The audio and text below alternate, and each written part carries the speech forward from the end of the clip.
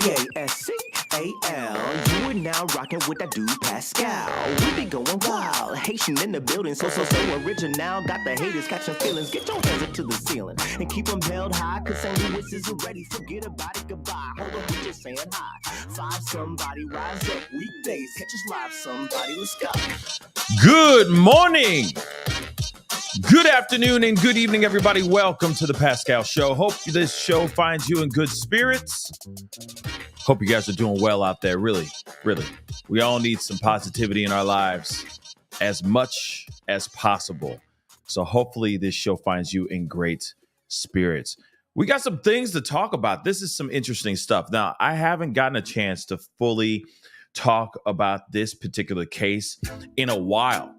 And a couple weeks ago, or about a week and a half ago or so, some things broke down. Some things popped off revolving around this case. So we're going to be doing a little bit of a recap, some things that have happened leading up to what's going on today. There may be justice, or at least steps in the direction of justice for two more victims, all right, from this monstrous human being, okay? Alleged, innocent until proven guilty and all that good stuff, all right? So do me a favor, before we get into everything, and of course there's a press conference, which we will be watching here. We're waiting for that. In fact, still looking for where it is exactly, but we will be watching it together live right here to find out what's going on here. I'll explain everything, I promise. I'll do my best to explain as much as I can before the press conference, which is in about an hour from now. So strap in, get that coffee, get that libation, as long as you're not operating heavy machinery right now.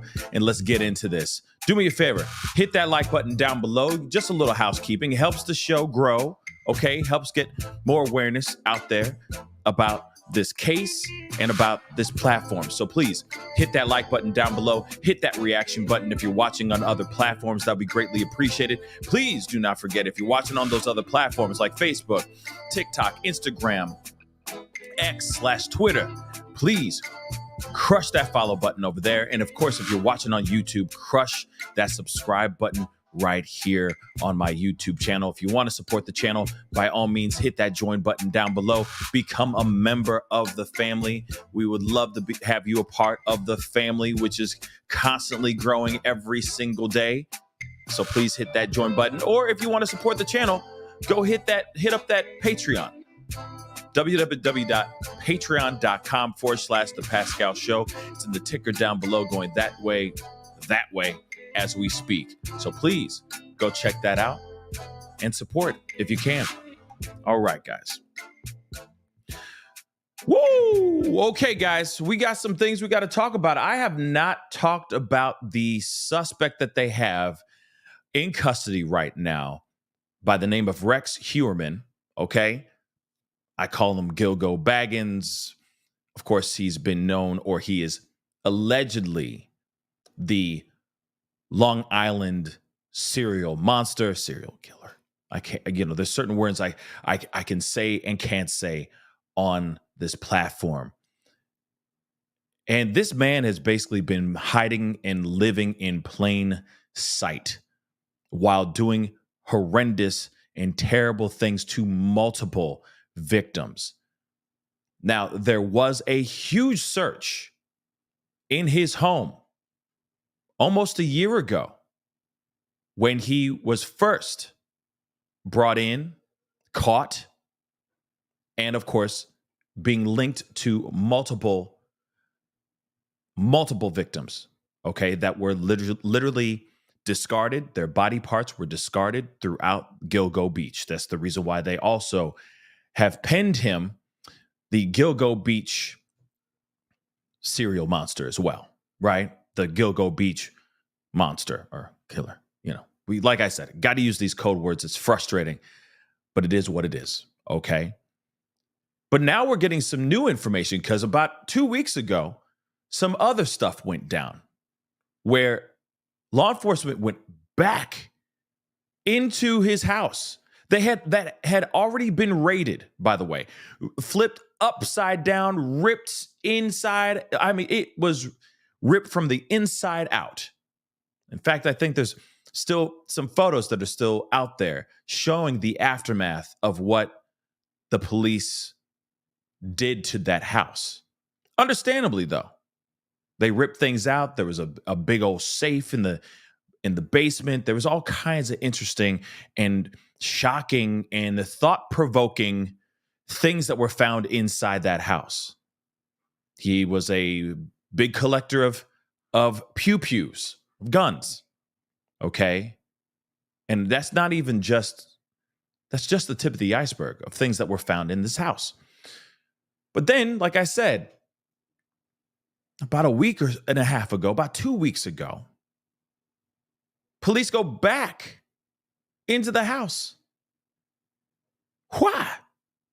So from last I checked, there has not been any type of update or any type of conversation about why they went back into the house, Rex Heuermann's house, the same house that I'm sure was still just getting back in order. But then 5-0 goes back in there and rips everything out again. And they come out with evidence bags. In fact, they say that there was people there to look over possible findings inside or around the house again, which is absolutely insane to me. Absolutely insane.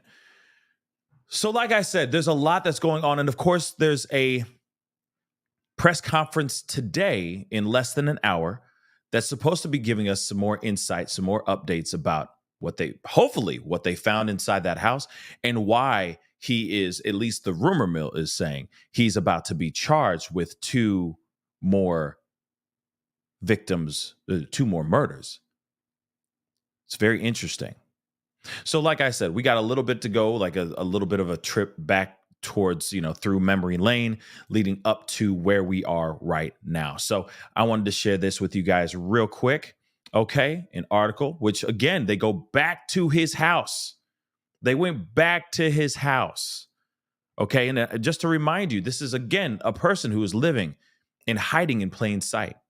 He had, and let me tell you, I know I'm saying allegedly, right? And I know because it's, innocent till proven guilty in the court of law, all that stuff. But by the court of public opinion, they got their man. He did this. Oh, he did that and then some. That's what I truly believe. Given from the documents that they released when he first was arrested and all that stuff. All right. He had burner phones, fake email accounts or, burner email accounts that he was using to lure S-workers into his clutches. Same phones that he would use to call victims' families after this person has gone missing. I mean, this guy, they linked a lot of things to Rex Heuermann.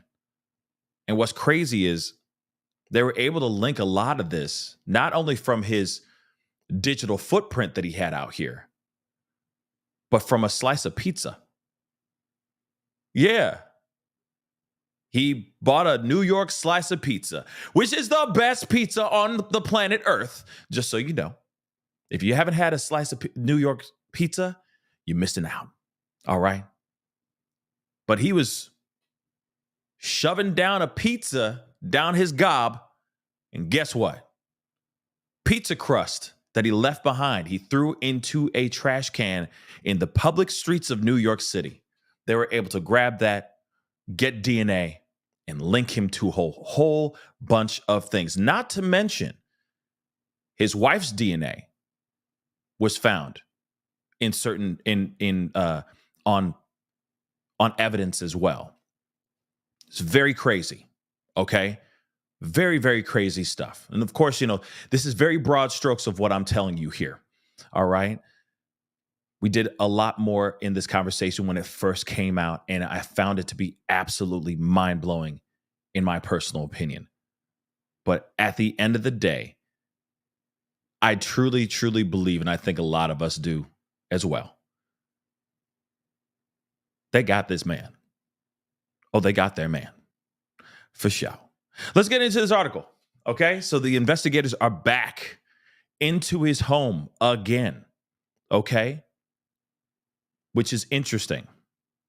So investigators returned to suspected Gilgo Beach SKer Rex Heuermann's house Monday. Okay. And this, of course, this came out on the 21st of May, just so you guys know. So it's been a little while. When this came out, this was big, but unfortunately, I wasn't able to hop on this update when it first came out. So we're covering it now. Okay, so video from the scene showed a mobile command unit in several state police vehicles outside the home. Chopper 2 spotted officers taking large empty boxes inside. The search was launched while the house was empty, according to an attorney for Heuermann's wife, Asa. So Asa and her son were out of state, and her daughter was out of town, the attorney said. Investigators' return comes after authorities spread across Manorville and beyond in April as part of an evidence search. Heuermann has been behind bars for 10 months since his July 2023 arrest. So almost a whole year. It's been 11 months now. Okay, this report was written in May, but he was arrested in July of last year. And this was huge when this came out. Huge. All right. The remains of 11 people were found near Gilgo Beach between 1996 and 2011. Heuermann has been charged in the unalivings of 4 women. Prosecutors say Heuermann unalived S workers, Melissa Bartholomew, Megan Waterman, Amber Costello, and Maureen Brainard-Barnes. Their bodies were found in burlaps near Gilgo Beach 13 years ago. Court documents suggest Heuermann had hundreds of smart devices that he used to allegedly contact and research S workers. The initial probe for evidence also turned up scores of weapons. Yes, like I said, they went down into his crib. They went down into the basement and they found like a walk-in safe, basically. It was like a vault. And apparently it was just all kinds of weaponry. A lot of like antique guns to newer types of guns, various types of weapons. Yes, there was a lot of pew-pews in there, but there were also other various types of weapons in there too, which is very interesting. Okay, now I will say this. There are plenty of connoisseurs, okay? Plenty of people who are collectors of those kinds of things, for sure. They are.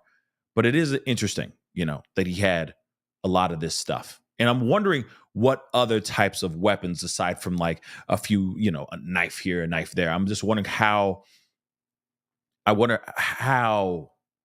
elaborate his collection really was. And if it does link him to any, like how he was able to do what he did. You see what I'm saying?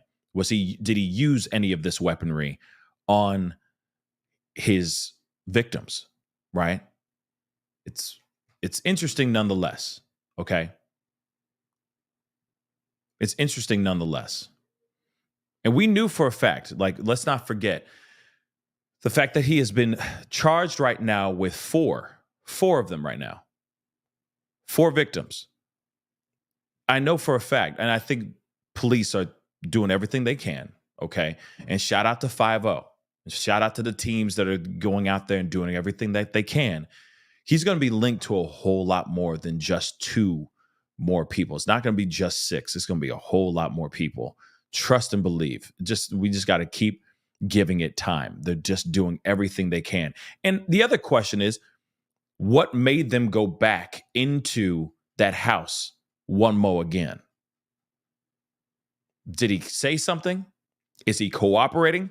Did he slip up and say something that he didn't mean to say that they're suddenly going, boom, thank you, buddy. We'll be right back, And then they go and search his house again. I am quite curious about that. But let's continue on. Massapequa Park neighbors want to know what police are searching as sidewalks and streets fill with the curious. Many expressed anxiety. This is kind of distracting for the whole neighborhood. Seeing this over and over again. This is the second time. When can we put this to rest? When is this going to end? This is what one of the neighbors said. And I'm going to tell you this. It's going to end when the monster is held accountable for all of the things that he did. And if this monster decided to bring his stuff all the way back home, if he decided to bring all of his homework, this disturbing work that he did on the side back home, well, hey, dag nabbit, police are just going to keep on coming back until every single person's lives is brought to justice, right? Or is linked to this monster. Did they find something in another house? This is worse than the first time. This is what another neighbor said. There's more police presence. I can't believe what's going on here right now.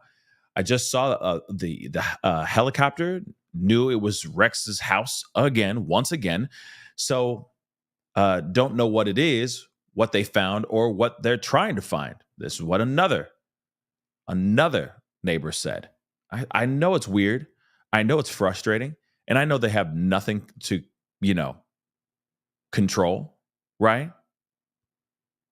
But at the same time, like the neighbors, I understand that it's frustrating. It's terrible to see that, a constant reminder that there was a monster, an alleged monster living right there, okay? Right there next to you, across the street from you. That's scary. And you want an out of sight, out of mind type of situation, right? But unfortunately, that's not the breaks here. These are not the breaks. Period. Okay? So, again, this is absolutely crazy, all right? And of course, he's pled not guilty to all four of those tragedies, right? But again, you got to remember that the 11 people that were found, and it's all the way from Jane Doe's to John Doe's to, it's insane, right? And apparently there have been other body parts that were found in separate areas. Some places where some body parts were found in Gilgo Beach, where other body parts of the same person are found in another area. So like I said, you can sit here and see that this is a person that's scattering things around. And I believe that there's more than just 11 people that he is connected to. I truly believe that. And I think a lot of y'all believe that too. Okay? But let's continue on. Because this is crazy stuff, y'all. This is absolutely crazy stuff. I haven't really covered Rex Heuermann in a while. Honestly, I haven't. Because there hasn't really been any developments except for what happened about 2 weeks ago. There's been a few sprinklings of here and there, but nothing massive like this, right? Nothing big like somebody, like police going back into the house and searching the house again. And then from my understanding, you have police officers coming out with evidence bags again out of the house. And I honestly think that if they went back for the second time, I don't think that family should be living in that house, period. They shouldn't. That's just what I think. They shouldn't do it. Move somewhere else, live somewhere else, stay in a motel, stay in a hotel, a Holiday Inn, okay? Just go live somewhere else. Because now I think that this should be considered a crime scene. There's too much alleged evidence. You know what I mean? Potential evidence inside that house. At least that's how I see it, right? At least that's how I see it. Okay. Sorry, guys. Just making sure things are off. All right. So I got a couple of videos, and they're not in succession, like they're not in chronological order as far as the searches go and whatnot. Okay, but I do want to share this stuff with you, and it's weird, it's crazy stuff. So let's take a look. What exactly is the Gilgo Beach Task Force returning here to look for inside Rex Heuermann's home, and also what brought them back here in the first place? Large bags brought out along with bins and boxes, and even a notebook. Some of the many items of evidence taken out of accused Gilgo Beach serial killer Rex Heuermann's Massapequa Park house. I think it's crazy that what could be happening in there, what they're looking for, what they're looking to bring out of there. Investigators return after 10 months setting up tents once again in the front yard. You can see one carrying what looks like a camera bag, walking it to a trailer. Oh man, I can't believe it. Really, it's shocking again. Etienne Divier is Rex Heuermann's next door neighbor of 30 years. He says state police knocked on his door when they arrived to Heuermann's home yesterday morning. He kind of, filled us in on what was going on and what they're doing, and they got a search warrant, and they're gonna be here for a few days. And I said, how long? And they said, we really don't know. Now, I like I said, I totally understand how neighbors are feeling right now. I get it. No shade on that. You want to be out of sight, out of mind. You don't want to think about any of this stuff. You want to just, live your doggone life and know for a fact that it's not like you're going to just be up and kicking rocks on, we moving, you know what I mean? We moving now. It takes, it's not that easy, right? It takes time if you want to uproot and move to a whole other town or a whole other neighborhood. But you never know. You might be living right across the street from another monster. You just never know. You know what I mean? So it is crazy. But one thing I do think is interesting as well is that they were walking out, with bags. One of them that they showed was somebody coming out, one of the officers coming out with a bag, a camera bag. And in my mind, I'm going, okay, could that be footage? Could that actually be like him making tapes? Having footage for his own, for his own collection, like a souvenir, like Diddy, saving all these videos and stuff like that, documenting his experience, right?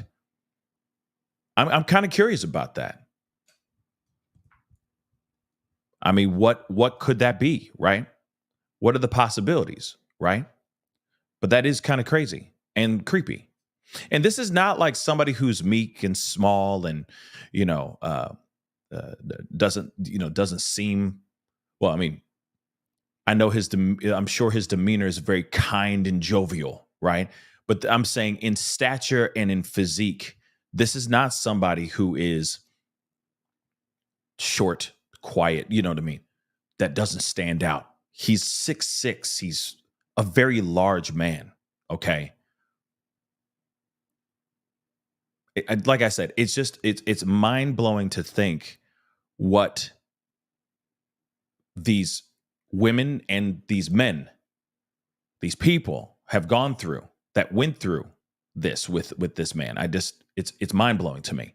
All right. But let's continue on, okay? Heuermann's daughter, whose face is blurred, we're told was home. His wife, Asa Allred, and their son were out of town. I spoke to Chris the other day, the son, and he told me that they were very upset that they delayed the trial. Suffolk County District Attorney Ray Tierney staying tight-lipped about the return to Heuermann's home. For a fact the reason why the son's very upset about this thing, not like that they've been delaying it. I get it, because he wants his dad. I'm sure he's like, my dad did this. Like, I'm done. Like, there's no question, and I don't want to constantly be reminded of this stuff. Like, just find him guilty, lock him up, so we can move on, right? Like the neighbors here, out of sight, out of mind. You see what I'm saying? But at the same time, if that family is still living in that house, you're living in the memories. You're living in the constant reminder of what your father, your husband, has done. It's crazy. So, and also I say this too, let law enforcement do, this is the first, man, this is one of those rare moments while I'm sitting here going like, let law enforcement keep moving. You know, not like a lock them up and just throw away the key, be done with it. No. If there's 11 people, and if not, possibly more, that this monster could be connected to, law enforcement, do your thug thizzle. Do it now. Do it. Okay? Please and thank you. Just do it. Keep kicking ass. Keep taking names. If you have to go back to that house 17, 11 times, umpteen hours, please do that. If it means that he gets connected to more victims, please do it. Okay? And I'm sorry if that tortures the family and all that, but at the same time, this man did this, and if you got a problem with it, move to a new place. I know it's easier said than done, but there's plenty of apartments out there in the sky. Okay? There's plenty of apartments out there. Just go. And then just let the house be what it is. A box, a gigantic box filled with proof. Just saying. So, law enforcement, do your law enforcing, okay? Keep doing your due diligencing, okay? Investigations evolve, new information comes in, and as that new information comes in, it becomes necessary to take additional steps, and that's what we're doing. This after a wider wooded search in and around Manorville over the past few weeks. The DA confirming it's part of the same investigation. 4 of the 10 Gilgo Beach remains have been tied to Heuerman, who's been charged with murder. The remaining 6 murders are unsolved. The Gilgo Beach Task Force returning, bringing back out onlookers and neighbors alike. It's just something that, we were biking. We're like, let's go take a look. Just being nosy, I guess. I hope this is the guy that did it, and they put him away. Do you think they have the right guy? Jeez, I don't know. I never seen Rex as a violent person, to tell you the truth. But isn't that how it usually goes down? Isn't that how it usually goes down? Okay.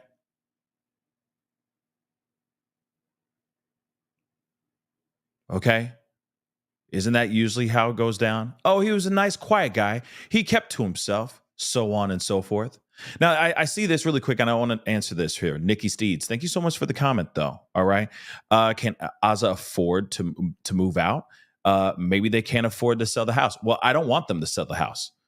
Don't sell the house, because the house is now evidence. Like I said, it's a gigantic box filled with proof, filled with evidence. So don't sell it. You can't sell it. I'm sure police are going to sit there and say, do not sell this. It's literally going to be, it's a crime scene now, or it should continue to be a crime scene. In my personal opinion, if you're coming back for the second time and you're combing through the house again, I just feel like, and now you're tagging on 2 more people, 2 more victims to Rex Heuermann. Who knows what else is in that house that can connect the other 5, because that would be 6 people. Okay. That's 6 people. So there's 5 more people, at least from what police believe he's connected to. 5 more victims that could be proof that with proof that could be inside that house. So don't sell the house, and you shouldn't sell the house. And yes, I get it that she may not have the money to afford to move and all that stuff. But at the same time, I understand that. I'm not trying to be callous. I'm just saying that if it's a problem of living there, maybe they should find other alternatives or another place. Easier said than done. I understand that. Not everybody is, balling out here. I know all of us are balling on a budget. But at the same time, it's going to be tough for her and her son to successfully live in that house when police are going to be going in and out of that for a while. And that's what I think. I don't think that they're done with that house. And so that's just the sad part of it. to be completely honest. So I get it. But then at the same time, this is the other part I ask, or I'm wondering about as well. Because from my understanding, he made some decent money. I thought he had a good architecture firm in New York City. It was fairly successful. So did they freeze all of his accounts? Did he freeze all of his funds? I understand also that she's been battling cancer and all that. And those are some things to put into consideration. But from last I checked, didn't she get a fat check for some sort of documentary? Like a little bit ago? And I know that's not but she did get paid. So she could use that to put a down payment on an apartment or something. I'm just saying, okay? But like I said, with all due respect, I just have questions, But back to this though. Back to this. Because and don't get me wrong, cancer treatment's not cheap either. Okay. Those bills keep on stacking, right? But if she got a hefty check, maybe that's something that she could use towards an actual apartment someplace else, something a little bit more, something more affordable, possibly. But like I said, I'm not her financial advisor, nor am I her friend. I'm just somebody on the sidelines saying, hey, I wish we could just see something a little bit different for them. Also, let's not forget, aren't they out of town? Doesn't traveling cost monies? Just saying, like I said, got questions. But don't sell the house, and I don't think that the police would allow them to even put the house on the market, nor would the house even be bought, because I feel like unless you're just some demented, twisted mother lover, I just think there's a lot of people that would not even want to touch that house. So it'll just be sitting on the market for a long time if they were put it on the market. Just some things to think about. Like I said, not a financial advisor, but something that they should consider. For sure. But let's get into this, okay? And like he said, oh, she's a quiet, or he was really quiet, keeps to himself. We've heard that story. You know what I mean? Tale as old as time. You know what I mean? So I don't know. For the sake of the kids, I hope they don't have the right guy. And the next door neighbor, Etienne, says Heuermann's wife plans to move out within the next few years. As far as this investigation. What does she say? They don't have the right guy. And the next door neighbor, Etienne, says Heuermann's wife plans to move out within the next few years. As far in the next few years. It's a long time, guys. Years is a long time. I will say that. But hey, it takes time to save money and be able to do that properly, okay? This investigation at their home is expected to last at least several days. Now, I'm telling you, yes, it's going to last several days, which it did, but I don't think that they're done with the house. I'm just going to be real. I just don't think that they're done with the house, okay? I just don't think that they're done with the house, all right? Let's continue on, though, shall we? We go to Long Island now with surprising new developments today in the Gilgo Beach murder investigation. Police were back at the home of accused serial killer Rex Heuermann, conducting a new search of his Massapequa home. The medical examiner was seen arriving at the house, and large bags of evidence were observed being removed from the property. It's been very, very active all day. The search comes nearly a year after police arrested 60-year-old Heuermann for 3 of the Gilgo Beach serial killings. A 4th charge then came in January. Heuermann has pleaded not guilty to the murders of the so-called Gilgo Beach 4. After his arrest, police did a massive search of his home. It lasted nearly 2 weeks. His wife complained investigators left the place a wreck. You'd think if there was evidence in that house that they would have found it back then, that they were done. They were there for 2 weeks. So what is left for investigators to look for? We've got News Nation's. That's what I'd like to know, too. What makes them go back in hazmat suits, okay? Head to toe covered back into the house. Like, I feel like the Heuermann family is sitting there going like, damn, we just got these walls replastered, bro. Now y'all back in this mug all over the place, all over again, and you're going to rearrange furniture. Y'all gonna be ripping things apart all over again. Man, we just got the floors done. Damn. But again,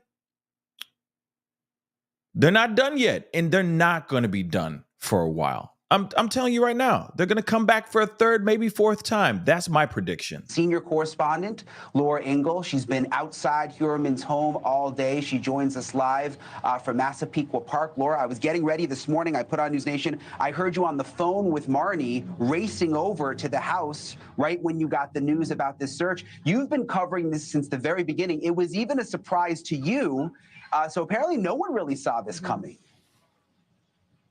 No one saw it coming, Brian. This was definitely a surprise to many who have been following the case, except, of course, for the Gilgo Beach Task Force, who obviously have been working on putting together this probable cause affidavit and search warrant. And we didn't think that this was going to be happening anytime soon because everything has been so quiet. And like you mentioned, you know, the police were here for almost 2 weeks. Investigators, crime scene techs last year, taking out truckloads of evidence all throughout July. And then things have been quiet. But just recently, there was this massive search in an area called Manorville here on Long Island. It's about 40 miles east from where I'm standing now in Massapequa Park. I've got Rex Heuermann's house right behind me. Before I show you that, I just want to say that that search that happened last month was in this wooded area, and it's where two of victims were found in this case, two of their body parts, I should say, Valerie Mack and Jessica Taylor. So that has always been an area of concern. The investigators were back there. Could that have something to do with what we're seeing here? In the last court hearing that we had of Rex Heuermann, they talked about how they had to now go through 422 electronic devices.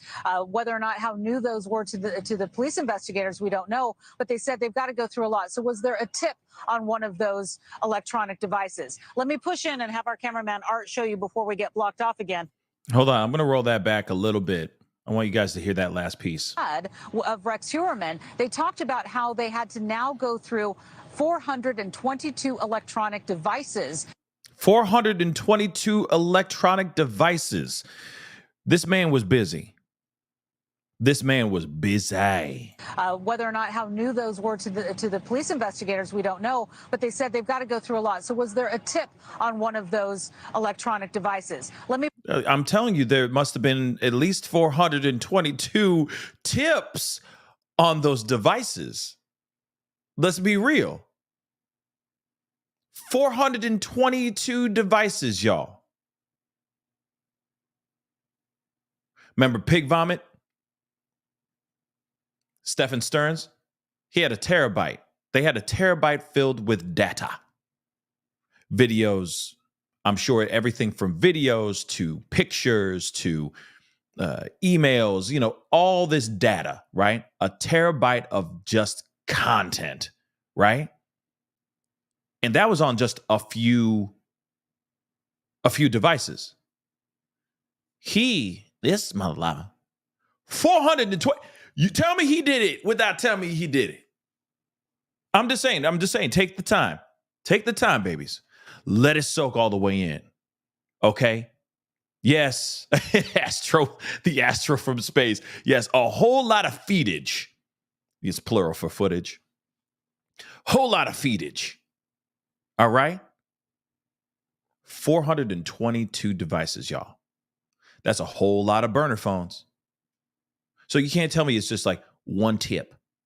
I'm sure there's a lot of tips in a lot of those devices. You know, yeah, you can delete stuff and all that. You know, you can. Oh, I accidentally factory resetted my phone. She's an angel, but I just accidentally deleted the factory resetted my phone. I don't know how that happened, but here's my phone. He had 422 devices. You can factory reset all of it anytime you want, but you're telling me that they're technological geniuses, the ones that do that tech hoodoo voodoo, can't go through all 422 devices and find a little something? I'm just saying.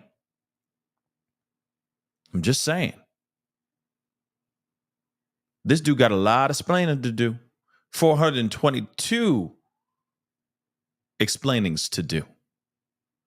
Just like pig vomit. It's that digital footprint, babies. As much as we love the internet, as much as we love the digital wave, or actually, as much as people say it's the devil, it's taking over our world, actually is catching a lot of monsters like this guy. Oh, and pig vomit. Let's not forget pig vomit. And for those of y'all who are new to the game, Stephen Stearns, the monster that did these unthinkable things to Madeline Soto, I call him pig vomit. He has been donned pig vomit since basically day one. I'm just letting y'all know. Okay, just to, peep you on game real quick. All right. But real talk, whole lot of footage over here. Whole lot of footage, whole lot of information. All right. Let's continue on. Some of these criminals dumb, baby. Some of them they dumb. They dumb. Oh, here's the other thing I want to point out really quick. Not only did he drop off a slice of pizza or like a pizza crust, that he was walking around, he's smashing this thing down, folding it in half and eating and licking up all the grease from the box. He throws the crust because apparently he doesn't like the crust. He don't like the crust. I'm sorry, I'm an ass. But he didn't like the crust. So he put the crust in the box and threw it in the trash can on the public streets of New York City. They took that and they were able to catch him with that, right? Not only did they do that, all right, but they also have footage of him walking into a Verizon and paying for his prepaid phone, for his burner phone, not for his main phone, his burner phone that he was using to call people, to reach out to S workers, saying, "What up, though?" Also reaching out, those same phone numbers, reaching out to families, to victims' families, to harass them. They have footage of him walking into a Verizon and paying for the burner phone in cash. See, like I said, criminals, these criminals are dumb. These criminals are dumb, okay?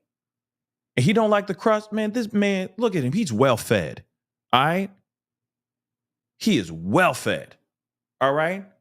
He ain't on no keto diet, all right? But he don't eat the crust. But thank God he don't eat the crust, because that got him in trouble. Let's go. Thank God for dumb criminals. But here's the thing, though. He was hiding in plain sight like this for years. So that isn't so dumb. But he's still dumb because it's all coming back now to bite him in the ass. So you know what? I will applaud law enforcement for doing that. Dag nabbit.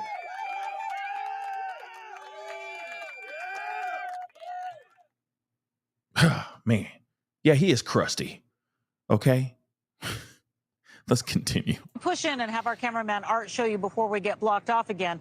You can see investigators are still here on the porch of the home, going in and out of Rex Heuermann's home. We know that his estranged wife, Asa Ellerup, has been living here with her 2 adult children ever since Rex Heuermann was arrested last year. And she herself had said that the whole place had been turned upside down. I mean, we're talking about cutting out bathtubs, cutting out the pipes of the sinks, going through the mattress, tearing the mattresses apart. They really did a number last July. So now, as we have been standing outside all day long, we've been watching these huge evidence bags, the brown ones, the bank boxes, the white ones, coming out. And these investigators have been coming out and going under those white tents that we've shown you throughout the day from the air and from the ground. There's tables underneath, and I've seen people go in there with clipboards, and it looks like what they're doing is doing kind of a rolling inventory of what they're pulling out. At one point, I saw a police investigator go in with a hand truck, like a hand dolly.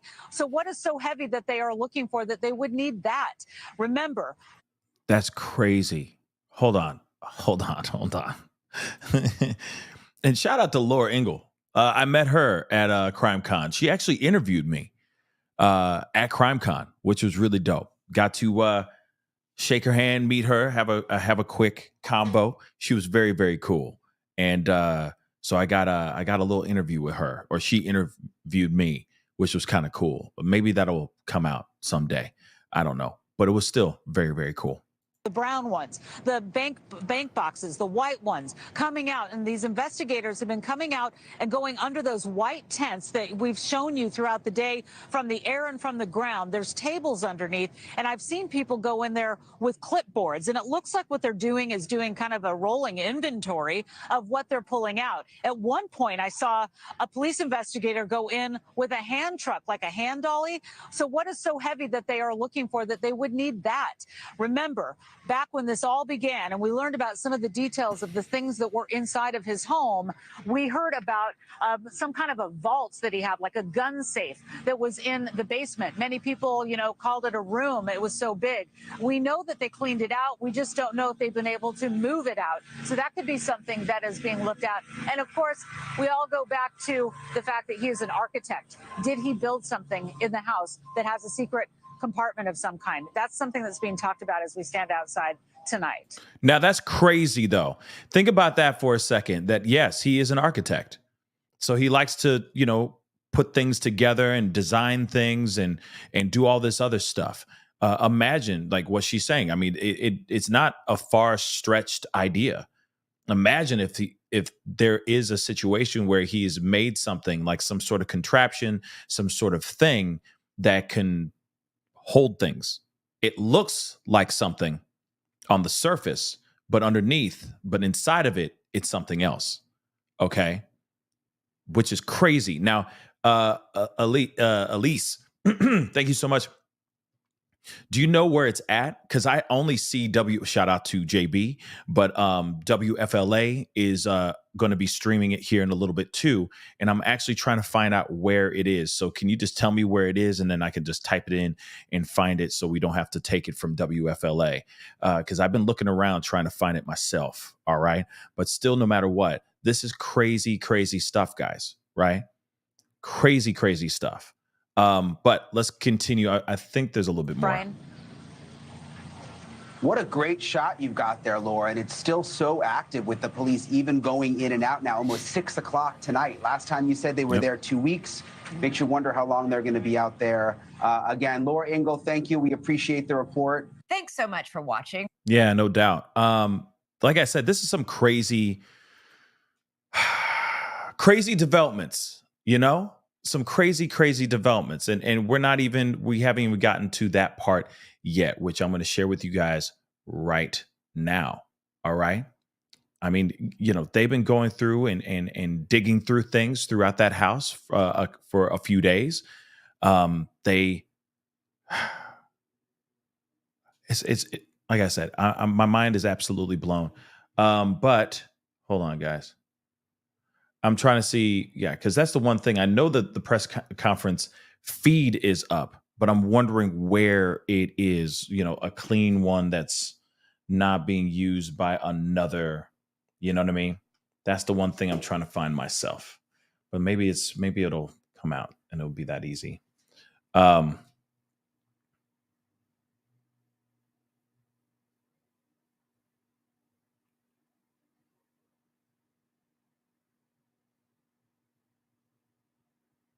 Yeah, I don't see it anywhere so far. But if anybody knows where it is, let me know. Yeah, I only saw it on WFLA.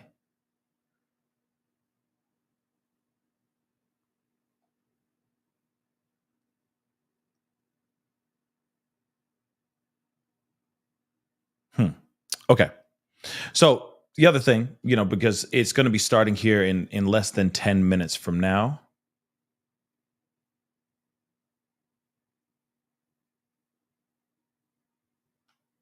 Well, I'm just going to pull up WFLA just to make sure we have it, because they'll be starting any minute now.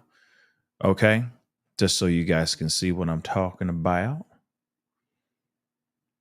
It is right here. Okay. So now here's the next piece while we wait. Okay. Because it'll be starting here soon. All right. But after all of this search, right, after they go back to the house for the second time, they are now allegedly, the people are expecting to hear about him being connected to 2 more victims. All right. To the murders of 2 more victims. I think it's absolutely crazy. Of course, it is pretty mind blowing. They're kind of setting a few things up. I'm keeping an eye out. Trust me. All right. But they're saying, suspected serial monster Rex Heuermann is expected to be indicted in the killings of 2 other women. Okay. So multiple law enforcement sources told. Okay, they're just doing the sound checks.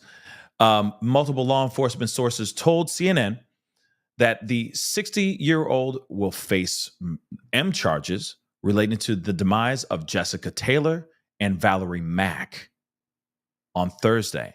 Other reports claimed that he was to be indicted on the unaliving of something that happened in 1993 of Sandra Costilla.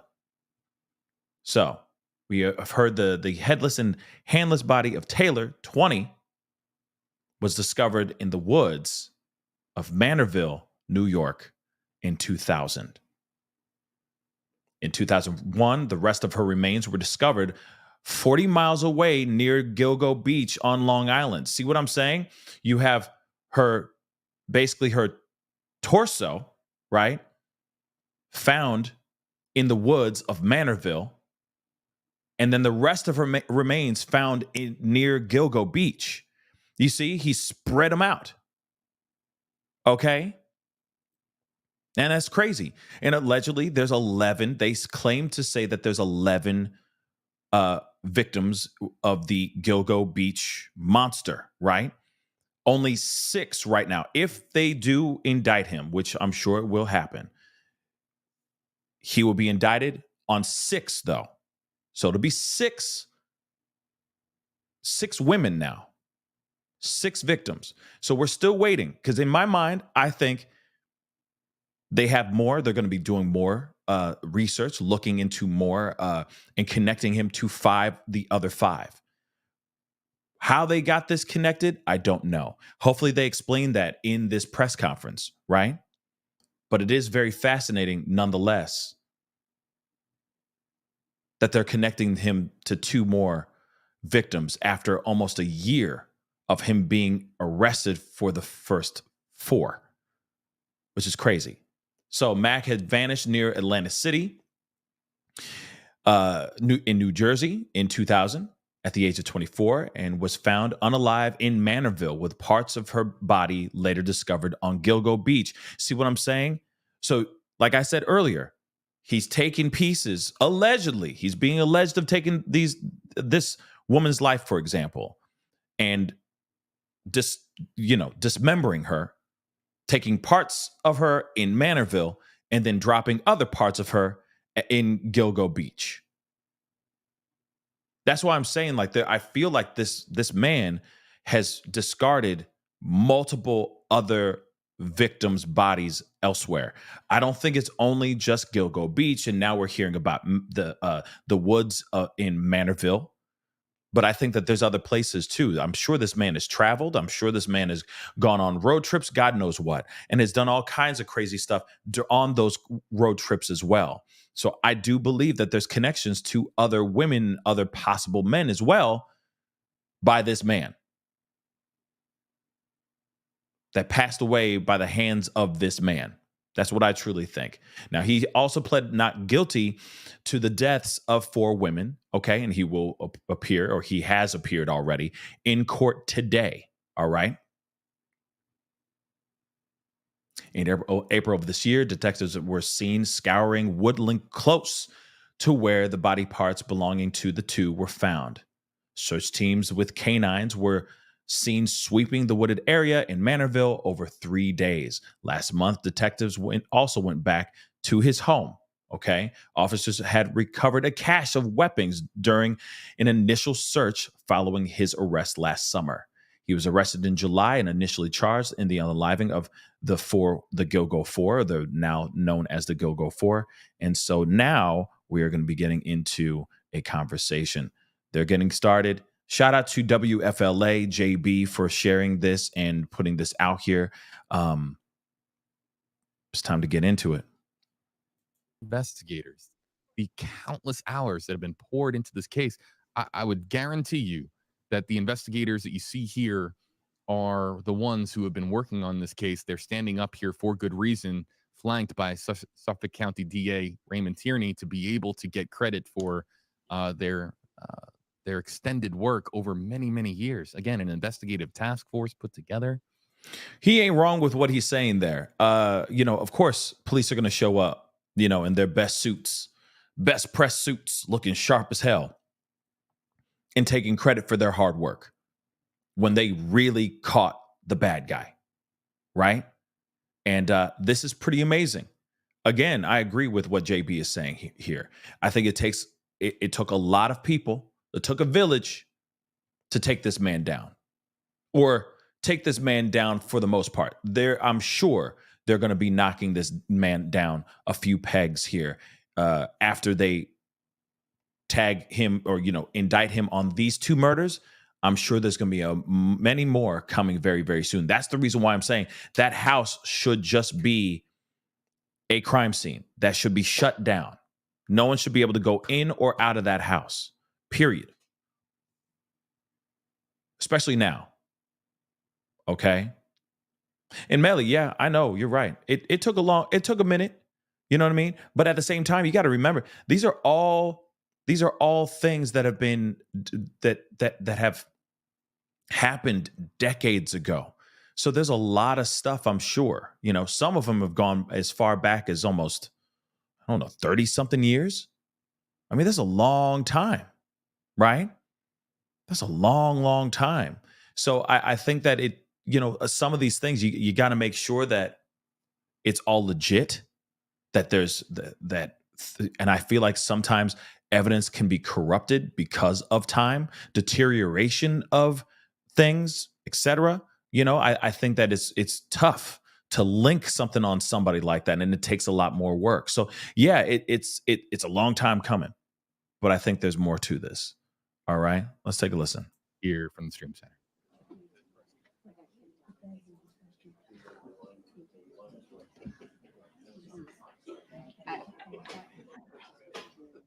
Really? Jennifer said she told me to go to like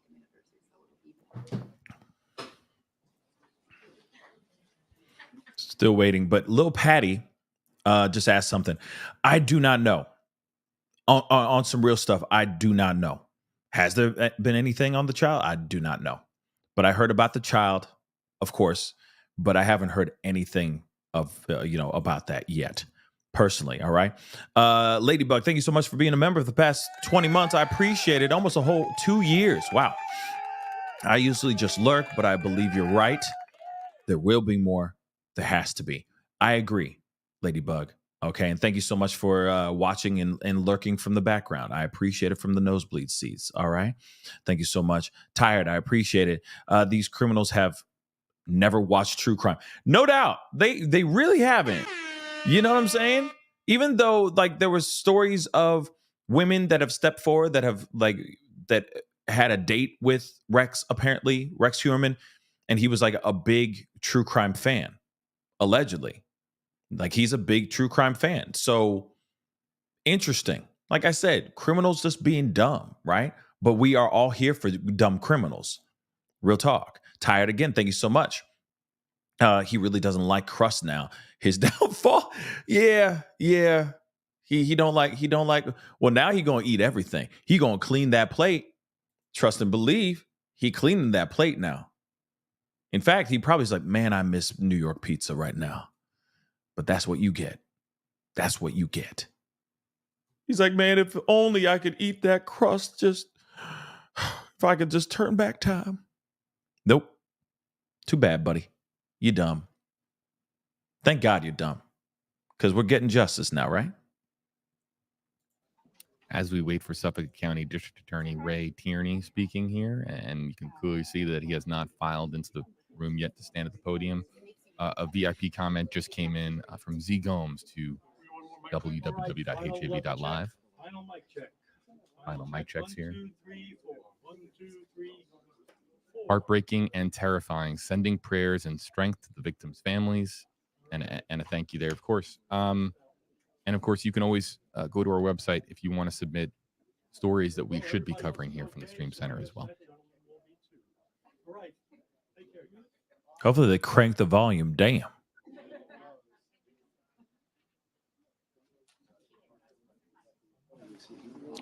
Again, we're live on all platforms from New York, from Suffolk County for the press conference from District Attorney Ray Tierney.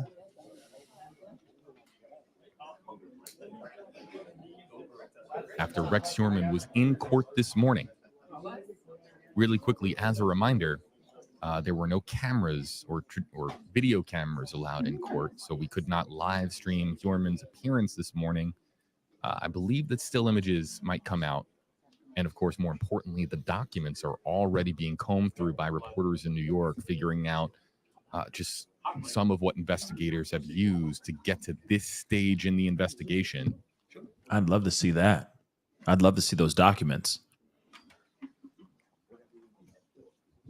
If you are just filing in here, whether you're on WFLA.com, the WFLA app, Facebook, or YouTube, you haven't missed the press conference. It is about to begin here momentarily. Any minute now, guys. Any minute.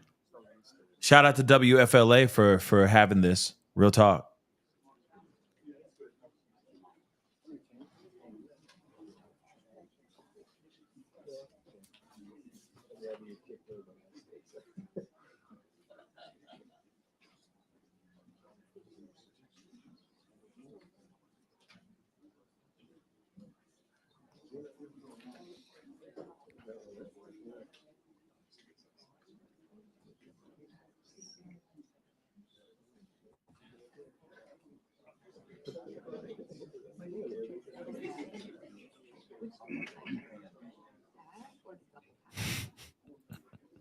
No doubt.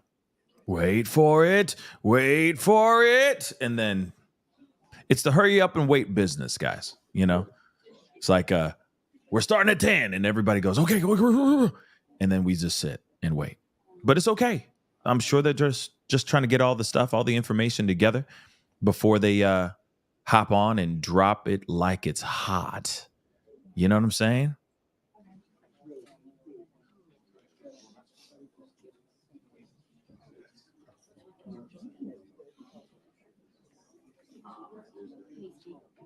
I just hope that they crank up the volume because this is.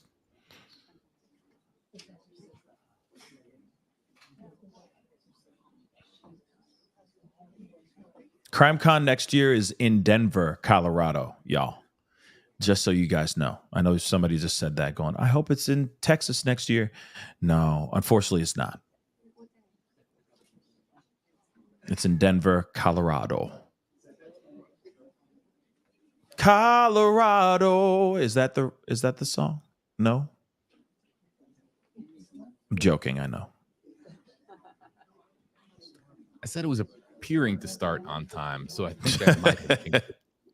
But we're about 5 minutes past the hour now. It's about to begin here at any moment. For those of you just joining in the chat, we are waiting on Suffolk County District Attorney Ray Tierney. Of course, just paying attention to the room with the podium. I know it's the hurry up and wait business. A lot of times this can be just to go over some final details, what's going to be said. Also, too, a lot of this can be about whether or not they're going to take questions afterwards and who is going to take the podium. These are things that sometimes get figured out on a hectic morning, can get figured out relatively close to the beginning of a press conference. You know, I hope that they are going to take questions. Real talk. I really do hope that they get questions in because I know sometimes they're like, okay, this is what we're going to do. He's going to be indicted on these things, and this is how we got him, and blah blah blah, and they just chuck up the deuces and run off. And it's like, no. Please answer some questions really quick. Like, how did y'all make this happen? Can you just break that down? Because you know for a fact, like, police, come on, police would be more than happy to say, well, this is how we got our culprit. You know what I mean? Like, come on, this is the moment that they should relish in their successes, right? So, and there's more coming out. Holy cow. Look at that. In their Sunday best. Okay? And I love it. All right? Let's go. Can we go though? Get this thing started already? Yeah, it's a press conference, but I don't know. We're still waiting, Cherry. Yeah, we're still waiting. What? Okay. What are they doing? Come on.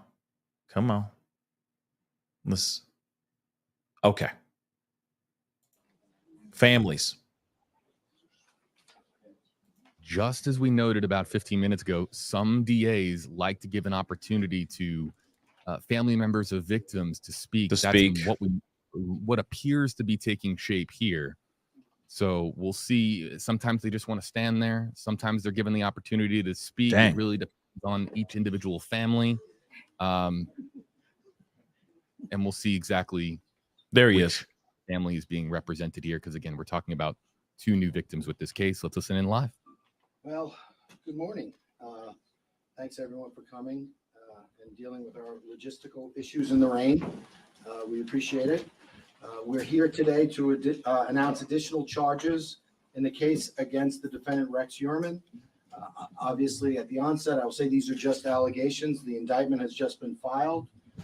This is a case court proceeding, and each and every one of these allegations have got to be proven in court. And we certainly look forward to doing just that. Today, as you've just seen, the District Attorney's Office filed a superseding indictment charging the defendant with 2 additional murders. Those charges pertain to the 1993 murder of Sandra Castilla and the 2003 murder of Jessica Taylor.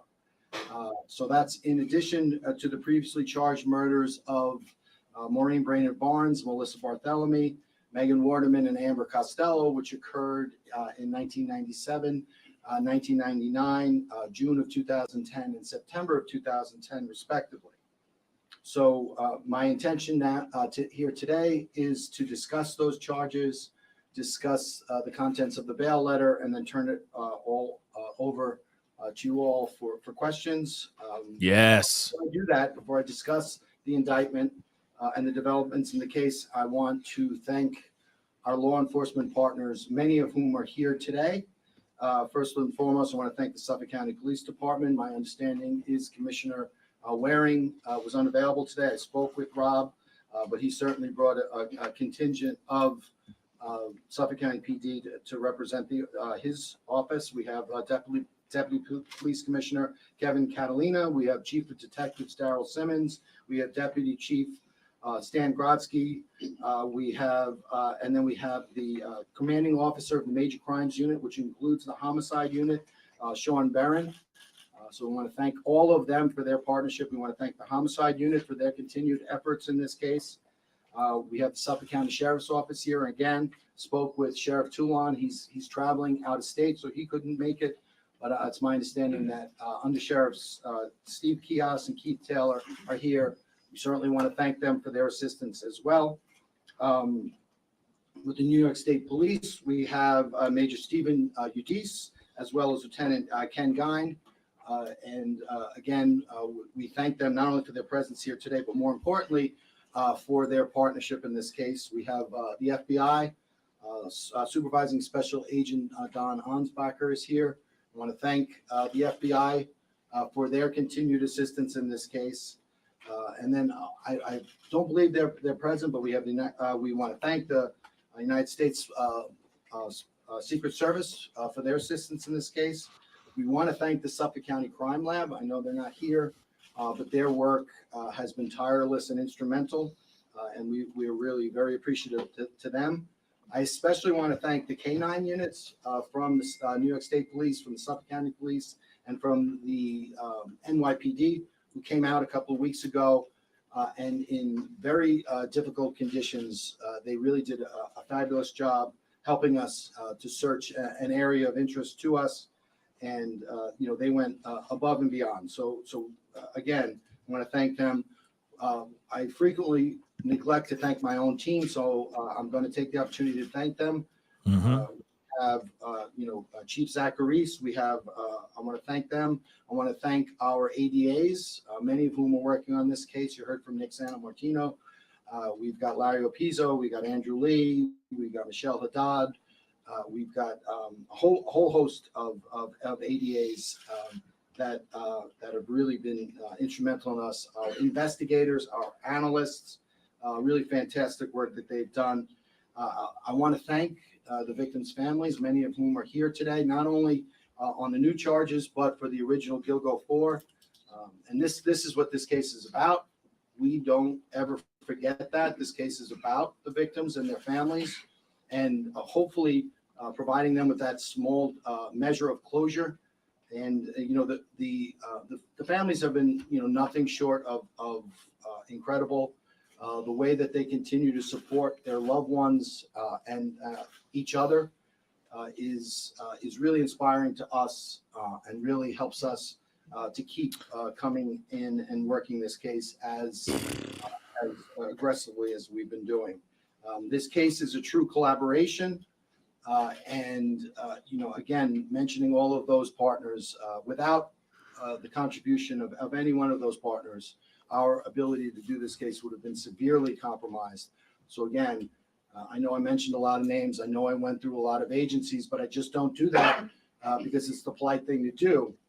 I do it because it's the right thing to do, because they've really helped us instrumentally and will continue to help us going forward.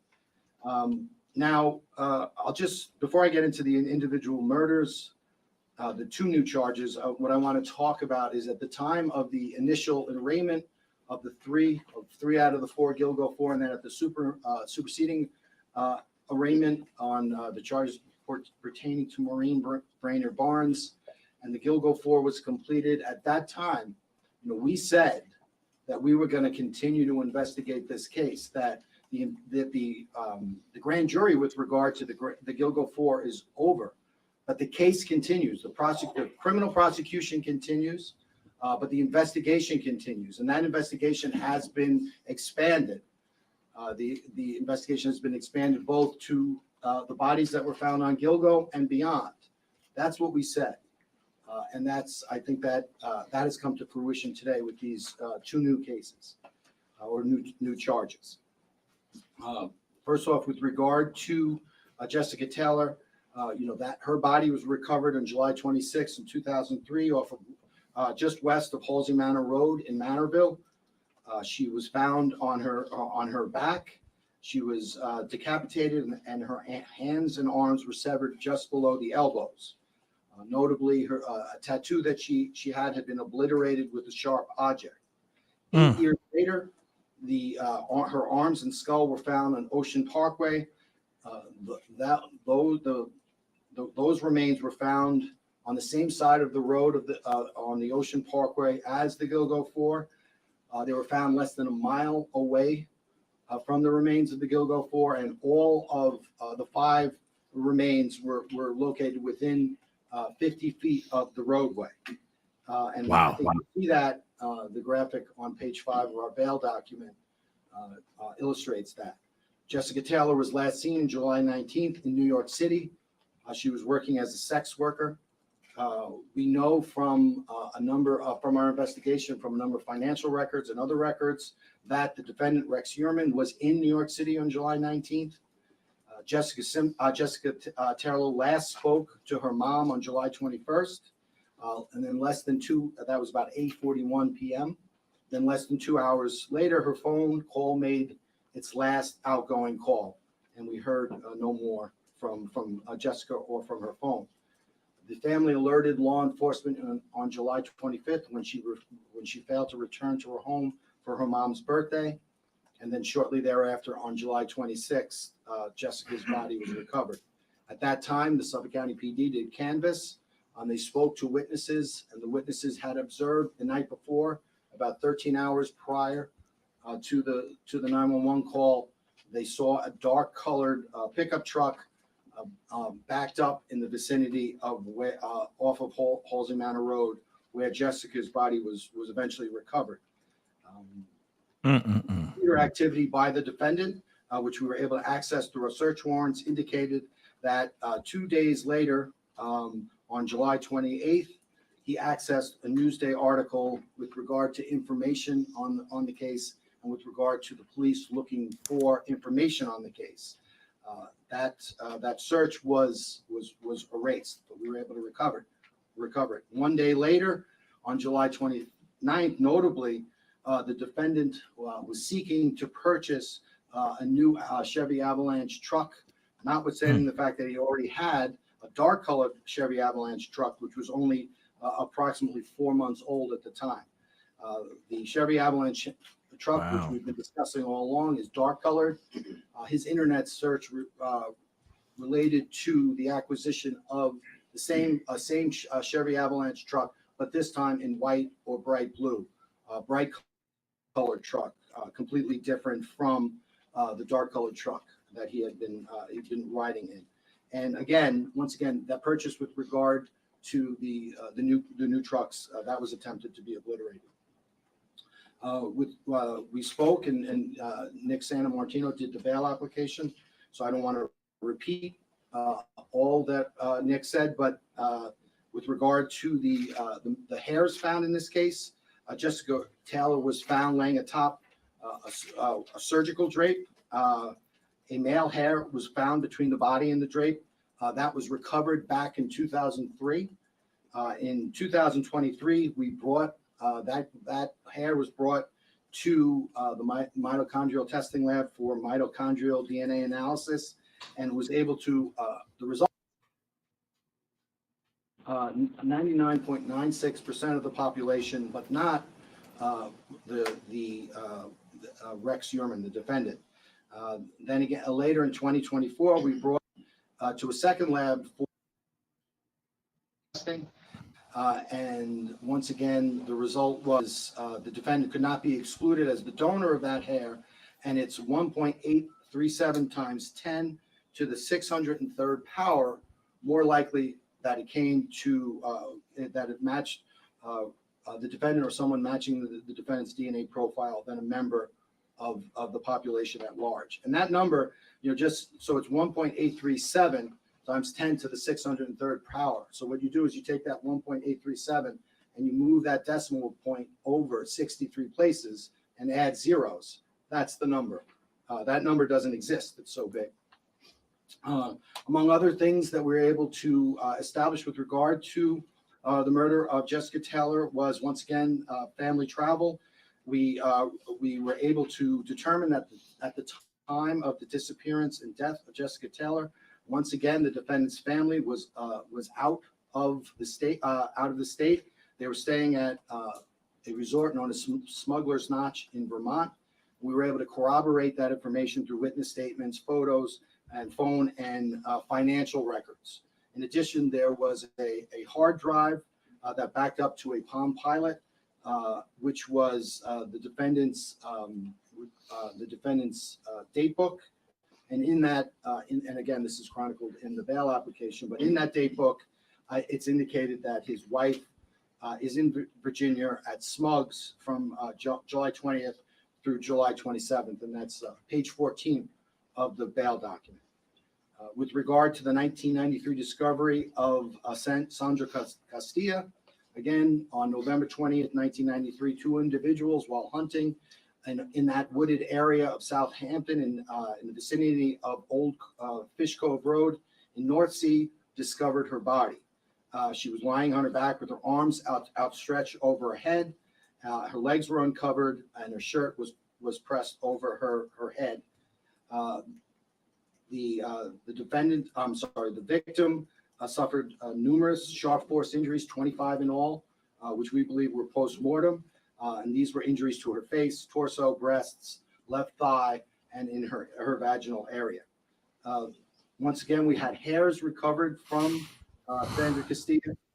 Wow. This is chronicled in the bail application. There were two hairs from Sandra Castilla's remains that are of particular significance in this case. One was a female hair that was recovered from the victim's right arm, and one was a male hair that was recovered from a tape lip of one of the shirts that the victim was wearing that was pushed above her head. In 2014, about 10 years ago. The two hairs plus another female hair, which were found on Castilla, were sent to an outside mitochondrial DNA lab for testing. And at that time, John Bitroff was excluded as the donor of those three hairs. Those once the task force began investigating Gilgo and related cases, those hairs were retested in 2023 and 2024 and compared with the defendant's known sample from the buccal swab that we obtained. Regarding that male hair, the mitochondrial DNA profile developed from that male hair on the victim Castilla and the profile developed from the defendant's buccal swab are match, and specifically at a rate that would exclude 99.96% of and defendant Heuermann cannot be excluded as the contributor of that male hair on Castilla. In March of 2024, that same male hair or extract therefrom was brought to the same outside lab for nuclear DNA testing.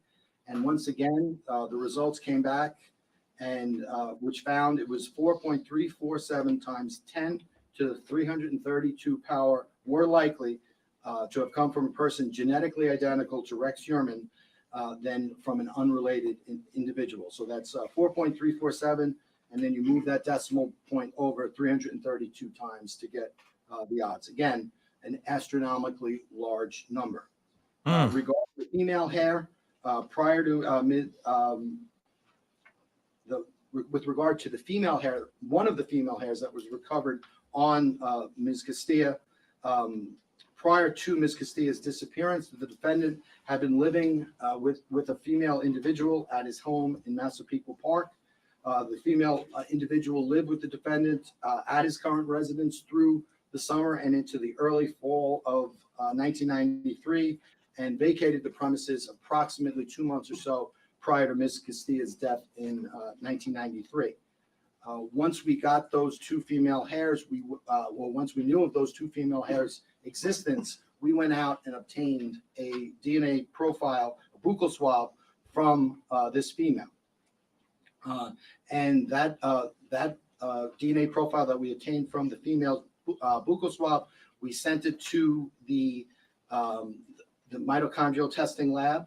And again, it was able to exclude 99.98% of the North American population as the contributor of said hair, but it could not exclude the female who was living with Rex Heuermann.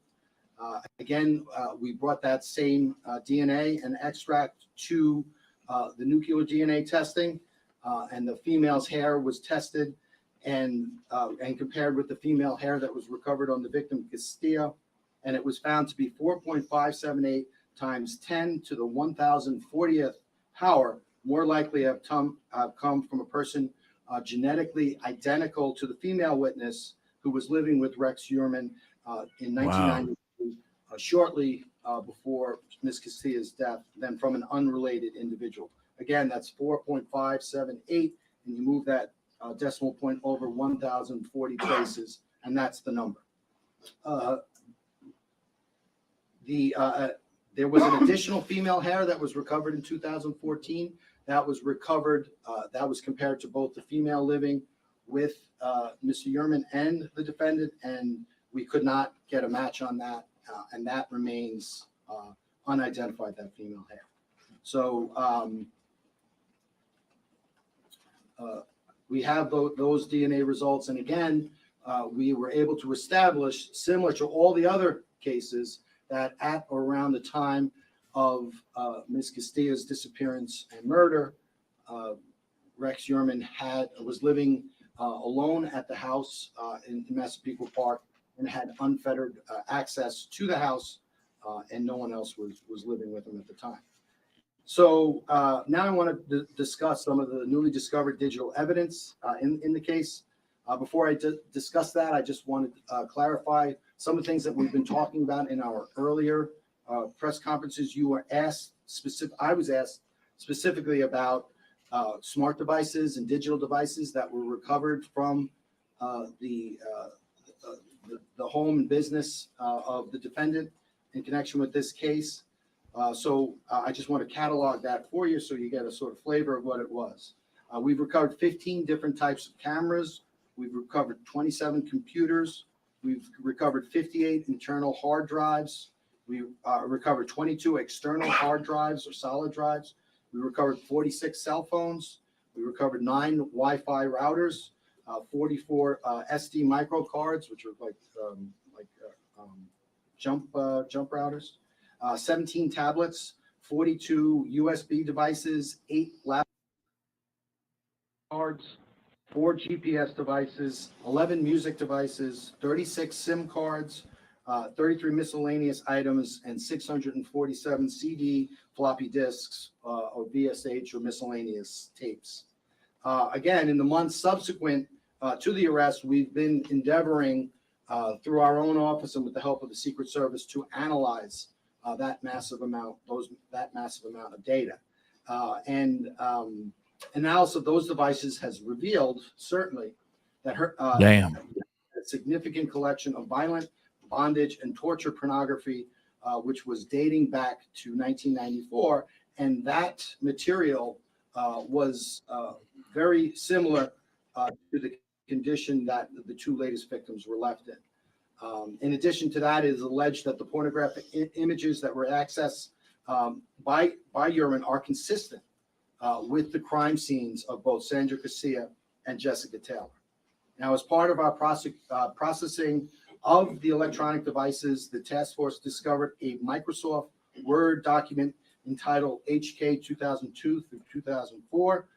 That was discovered on a laptop in unallocated space, meaning there was an attempt to erase that document. But as most forensic experts know, that even when a document is erased on a device, it is the user could no longer access that document, but forensic experts using particular software can retrieve it, and this document was retrieved in this case. Oh yeah. Locally created draft, which means the document itself was created on the laptop. It wasn't downloaded from the internet. The document was modified. It was originally created in 2000, and it was overwritten a number of times and modified between 2001 and 2002. Now, as alleged in the bail application, the task force believes that this is a planning document, and it was utilized by Heuerman to methodically blueprint and plan out his kills with excruciating detail. We allege that this document evinces the defendant's intent in committing the charged crimes, that his intent was specifically to locate these victims, to hunt them down, and to bring them under his control and to kill them. His motivations, meticulous planning, and clear intent is obvious. His intent was nothing short but to murder these victims. And we allege that the methodology, that the exact method by which these murders were committed in excruciating detail in that document is in some cases identical to the methodology used to murder the 6 victims in this case. Now, I don't want to speak further on the document. I believe the document speaks for itself. So if anybody has any questions about the document, I'd be more than willing to answer them. Are we going to go hands on it? Before turning it over for questioning, I want to reiterate, right from the very beginning of this case, from the onset of the case, the first indictment, we said that the case was not over. We said we were going to continue to investigate the case of the Gilgo 4 and find more evidence. We've done that. We've said that we were going to expand the investigation both on Gilgo and off, and to investigate new cases. We've done that, and that's resulted in the 2 new charges that you see here today. So that's what we've done. That's what we've continued to do, and my office, along with our partners, are not going to stop. This case continues. So with that, I will turn it over for questions. Mr. I had a Tierney, you question talked about, about- we'll just go, if you go right to that. About the Have mercy. I didn't see you down there. It's okay. Because of this wet document that he had, planning these murders out, why is it second degree and not first degree? Isn't that premeditated? So first degree, I mean, there are a number of different, charging theories you could use for murder in the first degree. One of them is if you charge a murder within a specific period of time. I think it's 18 months. So if you look at, so we have 3 murder 1 charges and 6 murder 2 charges. And if you look at the time of the deaths, Sandra Castilla, 93, Jessica Taylor, 2003, Maureen brainard-barnes, 2007, Melissa Bartholomew, 2009, Megan Wardeman, 2010, and Amber Costello, 2010. Those last 3, Bartholomew, Costello, and Wardeman, fit within that one. The other ones, unfortunately, fall outside, so we're unable to bring that charge with regard to those, the other 5, the other 3 victims. So that's why it's different, just sort of the way New York State law is set up.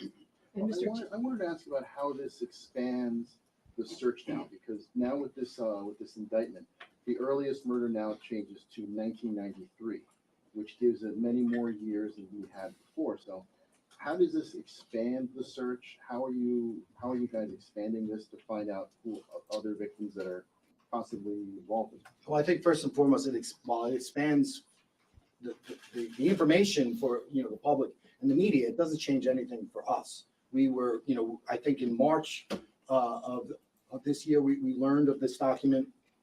We have been investigating other things. So again, my confidence in saying that we were going to move off of the Gilgo 4 to the new body and off of Gilgo itself was based upon my knowledge of the investigation. So that's something that we've been doing for a while now. It's just sort of become publicly known. How do you know, Sam? We have no information with regard to that. And off of that, so the alleged murders happening between 93 and 2010. Just how alarming is this sweeping timeline you're looking at? Well, I think this whole case in general is alarming. And I think it underscores that which we already knew, that we have an individual who we are alleging, and again, these are allegations, meticulously planned and executed 6 separate murders. So that in and of itself it speaks for itself. And there are other victims named in the court documents. Are more charges on the way? So we're going to continue. Again, we're going to continue to investigate. And we'll talk about whatever other investigation we're undergoing when and if we bring those charges. And Mr. Tierney, in your document, you mentioned the words torture, bondage, violence, and also Stockholm syndrome. Is there any evidence to reveal that perhaps Rex Heuermann took these women or any of them captive in his home, attempted to brainwash them, put them under his Well, that's what that document contains. And again, that speaks for itself. We'll make arguments with regard to that. And at the trial, the specific reference to Stockholm syndrome, that pertains to a book, Mindhunter, by a former FBI profiler, John Douglas. His name escaped me for a moment. And so we know there are specific page references to that book and stuff such as sexual substitution, torture, and also Stockholm syndrome. And our argument, it's our allegation that the defendant was referencing that Mindhunter book not to gain insight into his own behavior or to modify or change it, but rather to use it as a means of improving his methodology and avoid capture by the authorities. Was that book found, sir, what about Valerie Mack? I know I believe was found out in Vanderbilt in a similar way that she was murdered. So you have, and if you go back to that document, they talk about DS or dump sites, Mill Road, Halsey Manor Road and Mill Road, it intersects with each other. So, and if you look at the method of the crime scene, very similar to Jessica Taylor, that's what we could say now. We'll continue to work the case, and if we're able to develop more information and get to the point where we can charge it, we'll talk about it. You have real question? Yes, I was wondering, you mentioned that book. Did Heuerman have that book in his? So he references specific page numbers in the doc, or specific page numbers are represented in the document, which match up to a particular edition of the Mindhunter book. The Mindhunter book was not found in Heuerman's house, but there was another serial killer book written by John Douglas found in his house, and I think that's in the bail document. I just think, obviously, you probably knew this already, but uncovering a lot of new details that we didn't know as far as dismemberment, that he was younger when he allegedly killed, that, of course, this document is explosive. Just talk to me, looking at the bigger picture profile of a serial killer, what was investigators, your thoughts when you were uncovering these new sort of details that? Yeah, we had no thoughts. We look at the evidence and we follow the evidence. We know that criminals in general, people in general, their modus operandi change through the course of their life. Obviously there was no dismemberment with regard to the original Gilgo 4, but there is with regard to, unfortunately, Ms. Taylor. So, it's just, and again, everyone says, are you expanding the investigation? And, we're doing it under the auspices of the Gilgo task force, but each new case that we look at, each new crime scene we look at it independent of everything. And then we make a determination, where does that evidence leads us? Does it lead us to one particular suspect or another particular suspect? But we don't, get a list and say, okay, we're gonna automatically assume that certain people committed certain crimes. That's not the way to do it. That's not the way we do it. We look at and again, in the bail document, you talk about, if you want to know, and this is from John Douglas's book that the document quotes, you want to know who the painter is, look at the painting. And that is something that Douglas used to tell his investigators. And that pertains specifically to, if you want to know who committed the crime, look at the crime scene and the condition of the victim. And again, if you do that in this case, we would allege that the crime scene and the victims match very much with a lot of, first off, the document that we found, and also a lot of the defendant's internet activities and the bondage and torture type of pornography that he was interested in obsessively searching. Do you believe at this point that the murders were committed in his house? And could you also talk about the note he put in his in that document that was referenced in court? I'm familiar with the note. I'm sorry. There was I thought the ADA talked about something about, he said, if you do certain things equals more playtime. Oh, okay. So yeah. So that is referenced. What is the specific quote? Okay, more rest, more playtime. And so basically, what he's talking about is, well, what the allegation and what we would allege is the more rested, the participants are, the more you can get done. And he also talks about, or the document also talks about crime scene, and if you're sleepy and spending too much time in the crime scene, or your lack of sleep, your chances of making mistakes increase. So again, there's a lot of evincing of intent in that document. And what about where these murders took place? Any? So there's, under some of the considerations was in the document, it writes about tape not good, use push pins. And then once we received that document, we went back into the house and looking at the paneling in the downstairs basement area, we were able to look at it through infrared light. We were to establish a cordon off area where adhesive had been placed. So we're going to make certain arguments with regard to that at the time of trial. We also found an area where there were push pins into the drop ceiling. Does he make any specific reference to victims in the manifesto? There's a T1, a T1 and T2. We would argue that stands for target 1 and target 2. Target 1, it said Megan with a question mark, and target 2, it says black, and then in parentheses unknown, I believe. You could look at the bail document. That pertains to specific victims. If you look at the timing of it, it wouldn't seem to pertain to Megan Waterman because it's too early in time. There is also a reference to phone numbers of potential victims.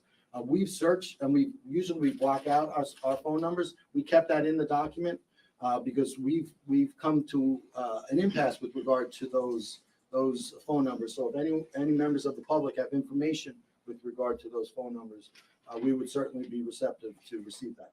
So Valerie Mack, her death was mentioned twice in this latest bail document. Is Rex officially a suspect in Valerie Mack's death? I think that would be fair to say, yeah. And isn't Mill Road where her remains were found? Yes. And, Yeah. Taylor was close to the Valerie Mack was. If you go down, you have Halsey Manor Road, and then Mill Road is like further, like as you said, away from the expressway, I believe, or the exit to the expressway. But in that same area, and Valerie Mack was a little bit further into the woods. Any evidence at all about what he might have been up to in the last decade or so? Did he just stop in 2010? How many other missing persons cases or unsolved crimes do you now have to look at, given where you are? So the quick answer to that, yes, we have. We're still developing that, and obviously, none of that is actionable.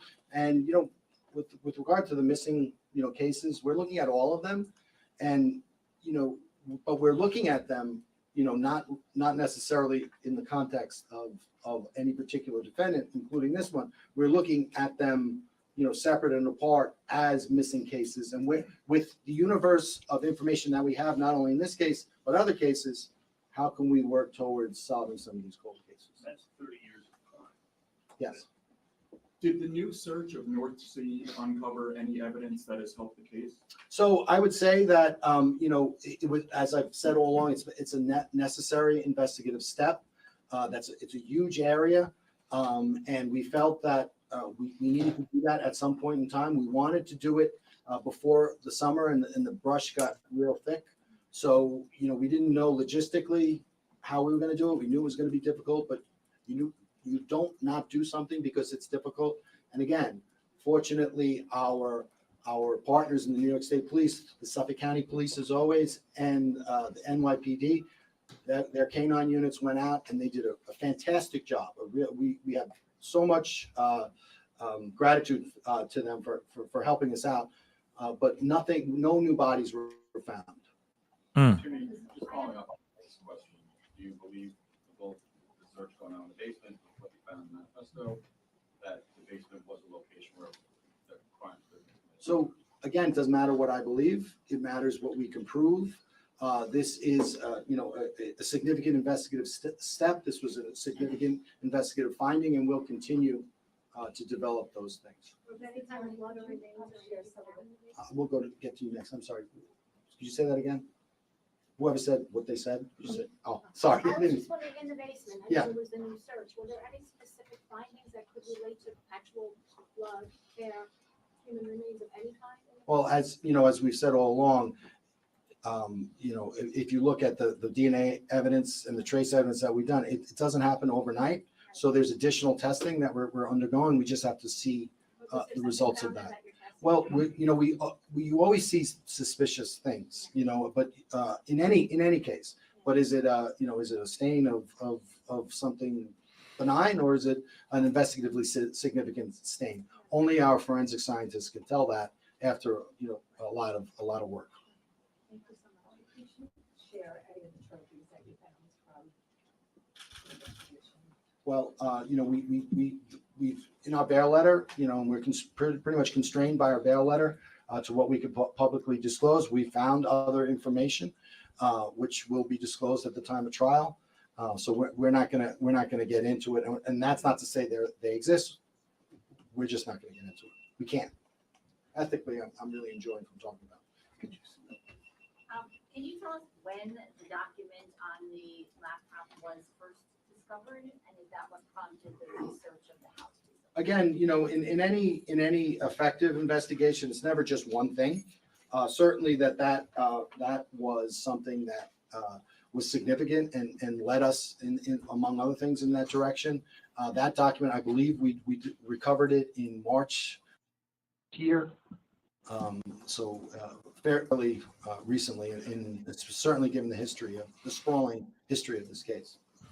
And you Go ahead. said he had a lot of images and videos of torture porn on his devices. Were any of them his own victims? Good question. No evidence of that. Damn. Could you speak about profile? Like, was one set of murders different from another set, and does that indicate that he was sort of changing his tactics over the years, or is this all consistent when you look at all the evidence so far? Well, I think if you look at a macro view or a micro view, these are young women tragically lost their lives and were murdered as a result of a person who meticulously planned their murders. If you look at the earlier as opposed to the later murder, it does appear that there was some changes. Exactly what happened with regard to the Gilgo 4, we're foreclosed about knowing a lot of that stuff because they were skeletonized. Jessica and Sandra were more recently found, so we were able to glean more information from the crime scene. So, I guess it just depends what your perspective is on with regard to all that.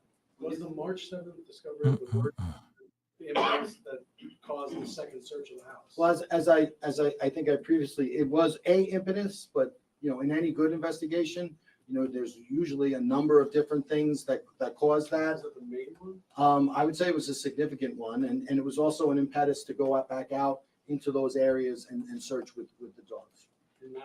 And Manorville and North Sea and every place else we went. With these allegations that happened probably in '93, it could open the possibility of other murders like Karen Vergata or other people having killed. So as we said, Karen Vergata, her remains were found partially in Jones Beach and partially in I think by Atlantic Beach by across from Blue Point on Fire Island. So all those cases, every person who was tragically murdered in Suffolk County, they're in play. Ray, can you say a quick word about how you bring this to trial? Are you gonna, is there like a cutoff point where you're just gonna try the 6, or you're just gonna keep going and eventually put them on trial? So we're not going to stop. We can't stop. We owe that to the victims. That's the least we can do. So we understand we have a court case. We understand we'll go forward with that, but we're not going to stop. So however that works, however we need to do that, we're going to do it. We have a great team. We have a great team of investigators. We have a great team of prosecutors, and you do what you have to do in this business. We will get it done. It's it's daunting. There's a lot, but we'll get it done. Are you still going through those dozens of digital devices? Oh yeah. Yeah, there's like just reading off just gives, and a lot of them are encrypted, so that when you have an encrypted device, that attempt to get in is ongoing. You're trying to crack the code, so to speak. So that's an ongoing effort. Has there been any attempt? I'm not going to discuss. I'm not going to discuss that again because my speculation, my thoughts don't matter. What I can prove in court, speak through an indictment. I will talk about these 6 because these are allegations at this point. We look forward to proving those allegations, but they are mere allegations at this point. Has there been any attempts recently to talk to Rex or his lawyers and say, "Hey, look, can you just tell us who you killed?" And So- just ask him to come forward? So I am, he's represented by company counsel. I cannot ethically reach out to the defendant, so I wouldn't. And even if I was inclined, I cannot. So we'll speak through his attorney. And there's in any case, there's always a dialogue between the defense and the prosecution, or at least there should be. And a myriad of topics are discussed on a daily basis, which should remain private between the parties. Has any of the evidence that you found so far you might have another suspect question, whether someone who lived there or a family member or something, could be someone on your radar? So if you look at the evidence in this case, and you know, it points that the defendant acted alone, and then if you look at that planning document, that makes it even more apparent that the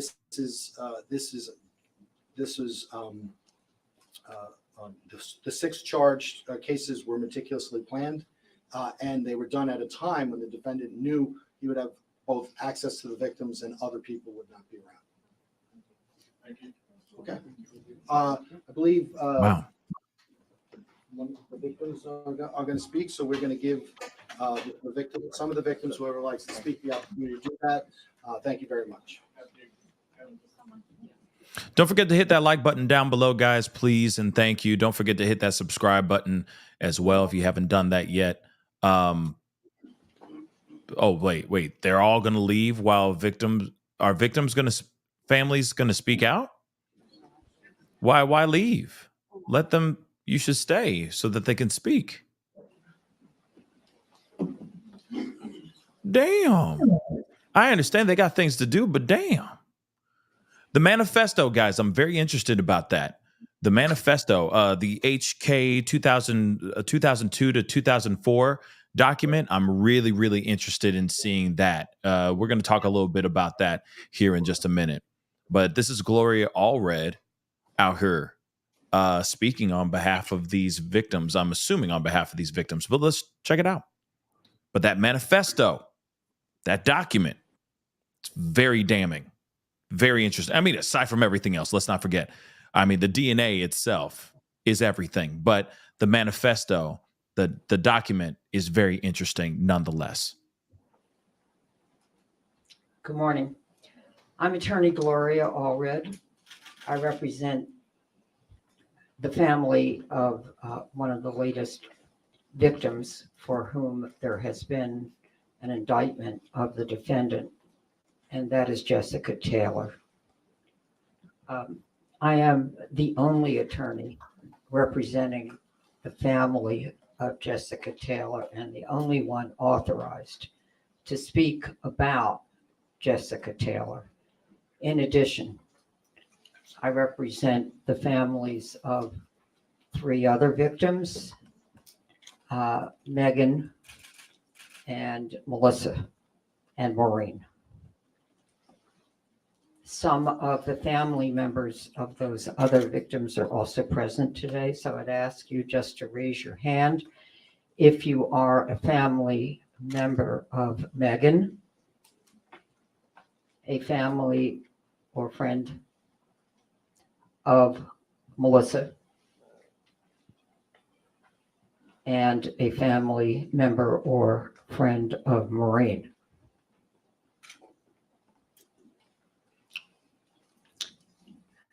With me for Jessica Taylor is Jessica's mom, Elizabeth Backheel, and she, under the circumstances, has asked me to read her statement. Following this statement, Jasmine Robinson, who is the cousin of Jessica, will read her statement. I also have and will show you two photos of Jessica. This is the statement of Jessica's mom, Elizabeth Backheel. Jessica was my daughter. She was loving and compassionate and so funny. She loved to make people laugh. She could always make people laugh. She tried very hard in school. Jessica had two brothers, and they would always play together. She and her brothers were very close. Jessica loved riding her bike. She loved playing board games, Monopoly, Chutes and Ladders, Candyland. She loved playing cards, especially spades and rummy. She loved cartoons. She loved to sing. She would sing along with the radio and was in the choir at church. She loved to cuddle with me and her brothers when she was younger. They would pile on the couch and watch TV together. I miss how she called me Mommy and Mama. It's a tragedy she never had children. Jessica would have made a great mother. She loved kids and loved working with them. She worked in the inner city with the kids in summer camp as an aide. She loved supporting kids and helping to take care of them. My family and I would like to thank the law enforcement and the district attorney's office for all of their hard and diligent work on my daughter Jessica's case. Jessica, my darling daughter, you will never be forgotten. You will always be missed. You will forever be in our hearts. And this is a photo of Jessica when she was how old? 5 or 6 years old.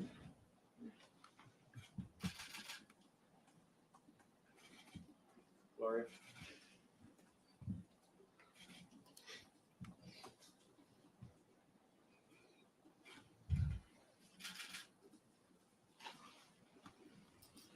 And 16. This is a photo of Jessica when she was approximately 16 years old. And this is her mom's favorite photo.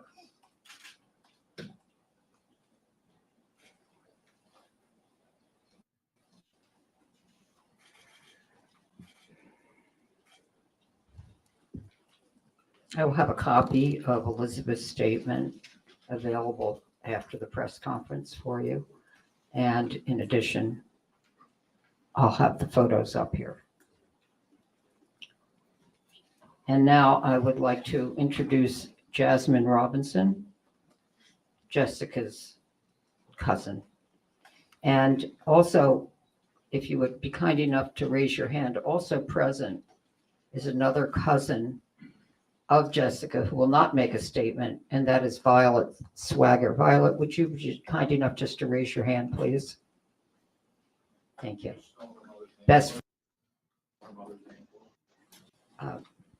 Couldn't hear you. Can you just spell her mother's name for us? Oh, her mother's name is on here, but I'm happy to spell it. Elizabeth Backiel, capital BACZKIEL.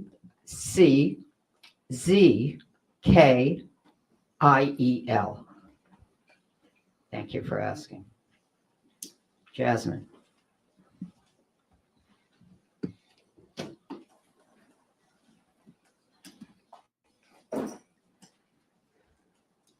Jessica was a beautiful person. Simple memories, such as sitting down to dinner together, drawing pictures, dancing, jump rope, and sleepovers with her and my sister, are memories that I cherish. I was lucky to share my childhood with her, and I wish every day that we got the chance to create more memories. When I think of her, I see her smile first, big and bright, lighting up her face, beaming through her beautiful eyes. Jess was somebody that I looked up to. She was a force, one of the strongest women that I know, with a heart of gold. She was, and still is, loved immeasurably. When her life was stolen, a light went out. She is forever missed. This year has been 21 years since she was taken from us, longer than the chance that she got to be alive. I can't express what this day means after waiting and hoping for answers. I'm incredibly grateful to the entire task force for the dedication and integrity that they have provided and put into this investigation. I have full faith that they will continue to provide answers for other victims and their families. Sorry. They will not be taking questions, but if you have a few for me, feel free to ask. Pardon me, I couldn't hear. Could you just, Jasmine, spell her name, please? Yes, Jasmine Robinson, Jasmine Robinson, Robinson.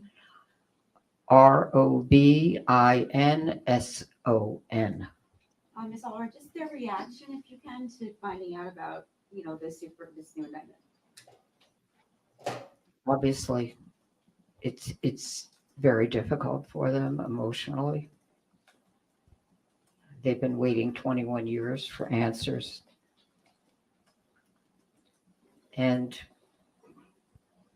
they're hoping that justice is on its way. What was it like to sit in the same courtroom as Rex Heuermann? They were present, that is, Jasmine, Elizabeth, and Violet were present in court with me this morning. It was difficult for them to see the person who was accused of murdering, second-degree murder of their loved one, but they reached down inside of themselves and found the courage to be there because they are the voice of Jessica. They have the memories that they carry of Jessica, and they want to be there for Jessica, and that's why they were there. Gloria, would any of your other clients from the brainard-barnes family want to share their thoughts at this time? Does anyone have any further thoughts? No, no one is going From your to other make an clients, additional statement this morning or after the press conference, but thank you I'm for sorry, asking. I'm sorry, I couldn't hear you. Okay, your other clients from who we met the last time, the brainard-barnes family, were asking about that. Yeah, they have no additional statement at this time because they want the focus to be on Jessica today, which is understandable. But they are here in support of Jessica as well as their family member for whom there has also been an indictment. Could you spell Violet Swagger's name for us, please? Could you please repeat your question a little Could you more spell loudly? Violet Swagger's name, please? Violet Swagger. Could you spell Yeah, this? Violet Swagger. Violet. Swagger. Swager.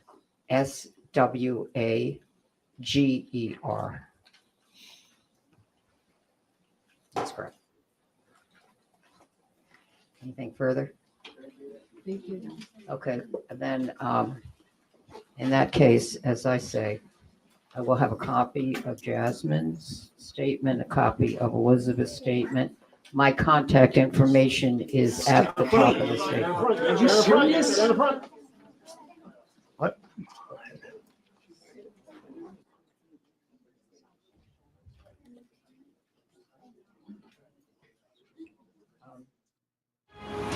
Breaking news from the Stream Center. Here's JB Buno. Investigators discover a mother lode of forensic and digital evidence laying Crazy out stuff. in excruciating detail how prosecutors believe. Crazy stuff, guys. Crazy, just crazy info. And of course, we're just beginning, right? Or they are just getting warmed up. So of course, I just wanted to tell you guys, just the information that they broke down here. Again, I mean, this is crazy stuff, guys. I mean, listen, DNA, digital fingerprint. My Lord. And it's crazy because there's information, which I'm going to share with you guys here in a second, where we're just going to kind of circle back on some of the things that was said. One of the main things that I thought was interesting is about not only just the DNA, the mountain of evidence that they had against Rex Heuermann, which, by the way, he did this. Okay, he did this. But what's interesting, right? What's very, very interesting about this is I never heard about this document, this manifesto, basically detailing how he basically lures, gets them, and does his unthinkable things to these people. Let's not forget, we already know about the searches that he did, okay? Because he had searches. Oh, he most definitely indeed had searches, which we are going to be talking about briefly here in a second too. He had quite some searches on his computers and all that. And I mean, let's be real. I mean, he had multiple cameras, he had multiple SD cards, he had GPS devices, he had multiple SIM cards, etc. I mean, there was so much stuff that they just dropped in this particular press conference, which obviously shows us that this guy, he got a lot of explaining to do. Okay, he about to pay the piper and then some. And they even said it. They're only getting warmed up. Law enforcement is only getting warmed up. But this is some interesting stuff, though.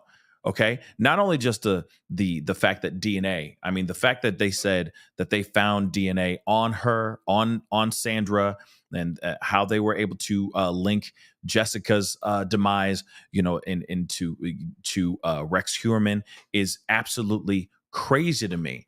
But some of the questions that I had in my head before we go into everything here, because there's a lot to kind of break down and look at. One of the questions I do have about this piece of work is, well, is he going to be facing the death penalty when it's all said and done? Is he, though? That's one of the main questions I have in my head, because right now it's 6, right? And we already know more are coming. But I'm wondering, is he going to get the ultimate price? Is he going to pay the ultimate price for this? And that's the other question too. Thank you, S-Dub. So that's a good question. Does New York, have the DP?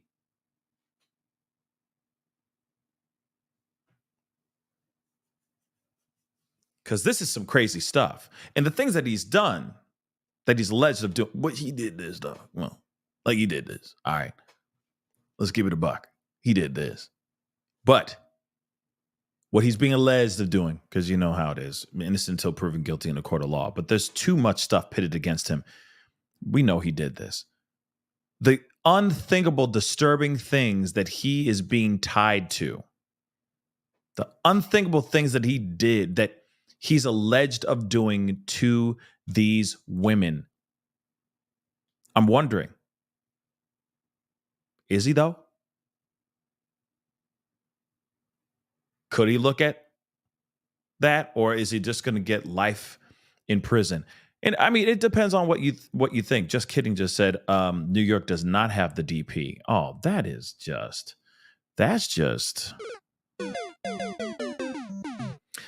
Okay. Good to know. Thank you so much for that info. And I know some people are not for the DP, for the ultimate price. And some people are like, hang them high.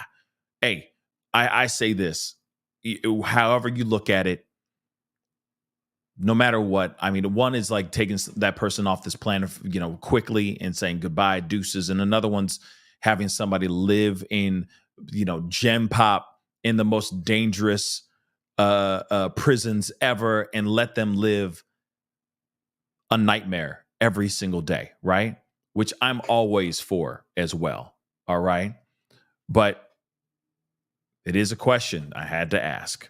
Now, the thing is, okay, the things that they found with Jessica, she was found in July of 2003.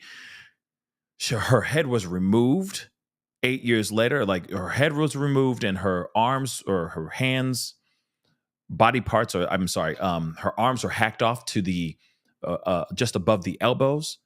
So her body was just found. It was just her body without her forearm and hands, right? and her head.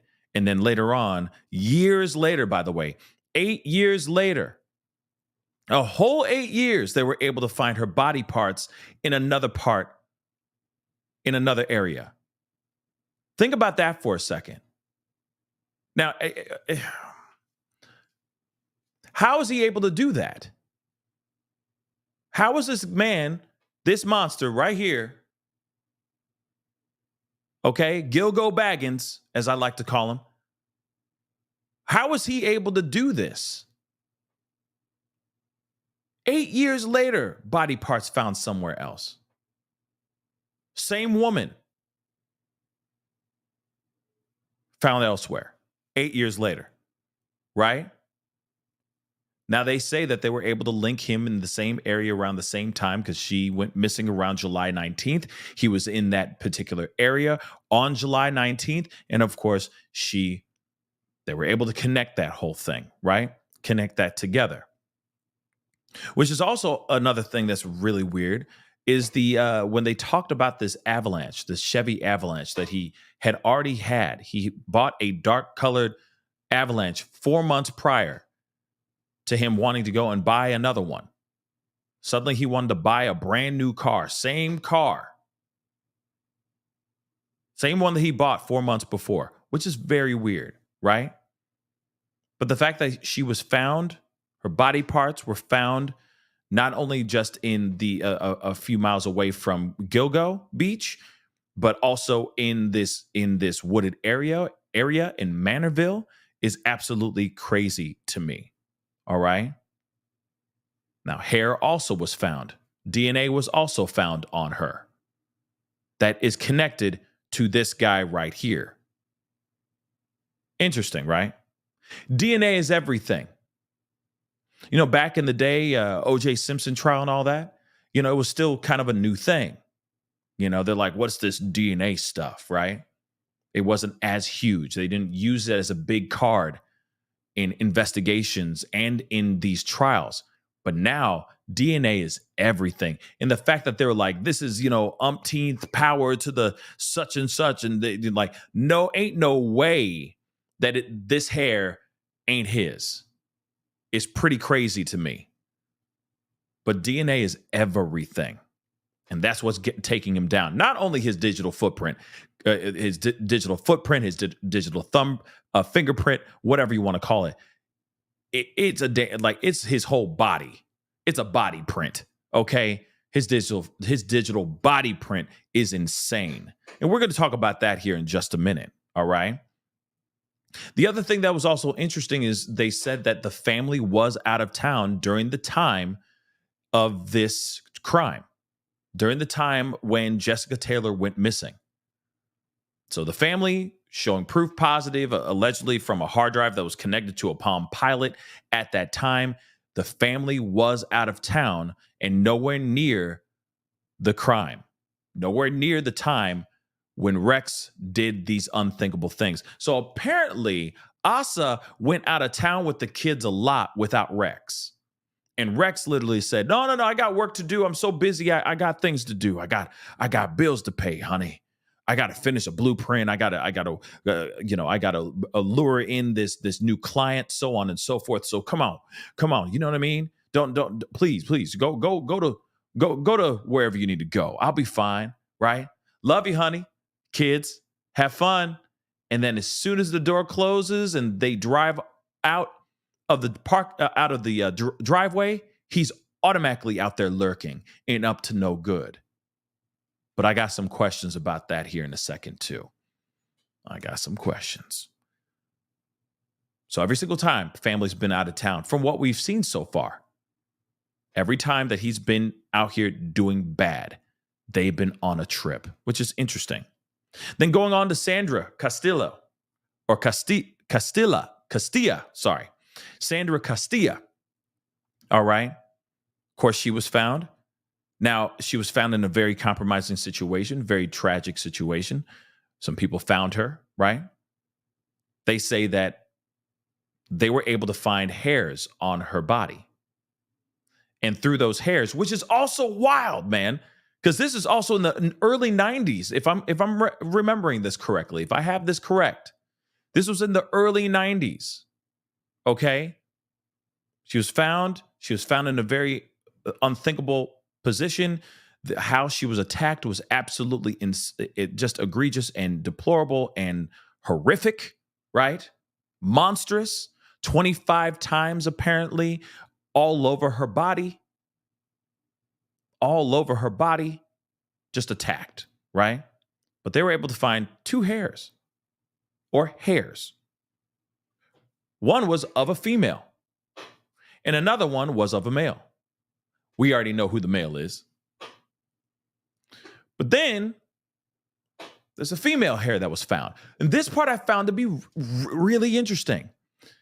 And this female hair is not that of Asa, but of another female that he apparently was having a relationship with at that time.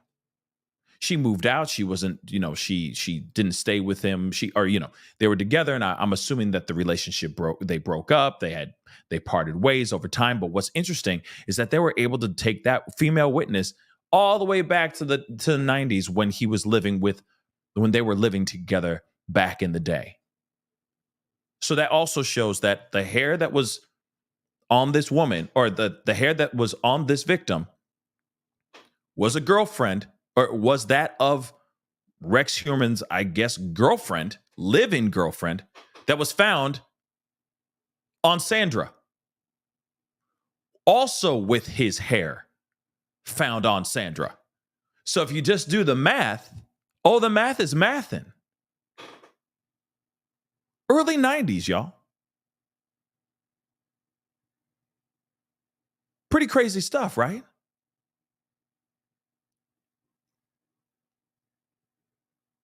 Pretty crazy stuff.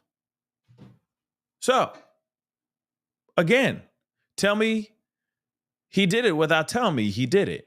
DNA, baby. D and freaking A. Ain't that something? And then let's not forget digital footprint or body print. I mean, literally, it's like he just jumped. It's like a big ass digital snow angel, for crying out loud. Okay, he a big dude too, but he left some things. He didn't leave breadcrumbs. He left slices of bread. Okay, he said, "I'm all the way. You could follow me this way. Here you go. Just lay them all down, slice by slice." I'm being dead ass. It's insane. As much as he thought he was getting away with murder, he really wasn't. He kept getting caught, or he's getting caught now with all the stuff that's been going on here. So let's talk about the information that they did also drop. We already heard 422 devices, digital devices that they got in their possession connected to this guy right here. And I already said it. I know Laura Ingle said, maybe maybe they got a tip from it. No, they got about 422 tips because this man is sloppy. And from my understanding, the house that they live in, they almost kind of live like hoarders, from my understanding. So yeah, I can see that place being just covered with nothing but evidence. Footage, videos, tape recorders, video, little handheld camcorders, all that stuff, just sitting there collecting dust, hiding in plain sight, with the family having no knowledge of what could possibly be what could be contained on those tapes that are just sitting there collecting dust. But don't worry, we're going to be talking about the house too here in a second too. But they said 15 cameras, 44 SD cards, 4 GPS devices, 36 SIM cards, 647 floppy disks, etc. Right? Now, I don't know if he really had that kind of all the way back then, but then again, it is the early 90s. I wouldn't be surprised if he had a whole bunch of content on floppy disks. But wow, floppy disks? That's some old school stuff. Does he have the Zach Morris phone still in the house too? That cell phone? Okay. Nobody remember Saved by the Bell with that big ass Zach Morris phone that he had? Does he have that too? I'm talking about a hoarder here, right? So I'm just bringing this up so that you guys can just a quick reminder of some of the things that we have talked about in the past. But they did talk about his searches, his spicy content searches that have to do with tying things up, if that makes any sense, for lack of a better term. Okay. And that how those same searches were exactly like how some of his victims were found. Think about that for a second. Think about that for a second. He's going on these websites, checking out these things, looking for those kinds of content. And then he's mimicking those same things that he's seeing on this content on his own victims. So if it's not just the DNA, the DNA doesn't suffice for some of y'all, it's also his Google searches or his Alta Vista searches. Remember that? Remember Alta Vista? Somebody out there remembers Alta Vista. All right. CompuServe. All right. Those searches back in the day. So if the DNA don't work for you and you're like, well, maybe it's touch DNA. Maybe it's, a leaf blew it and it fell on her randomly as he took a walk in the area. Nah. Okay. Nah. All right. But if it don't work for you, all right. Searches on his computers. And there was a lot of computers that he had.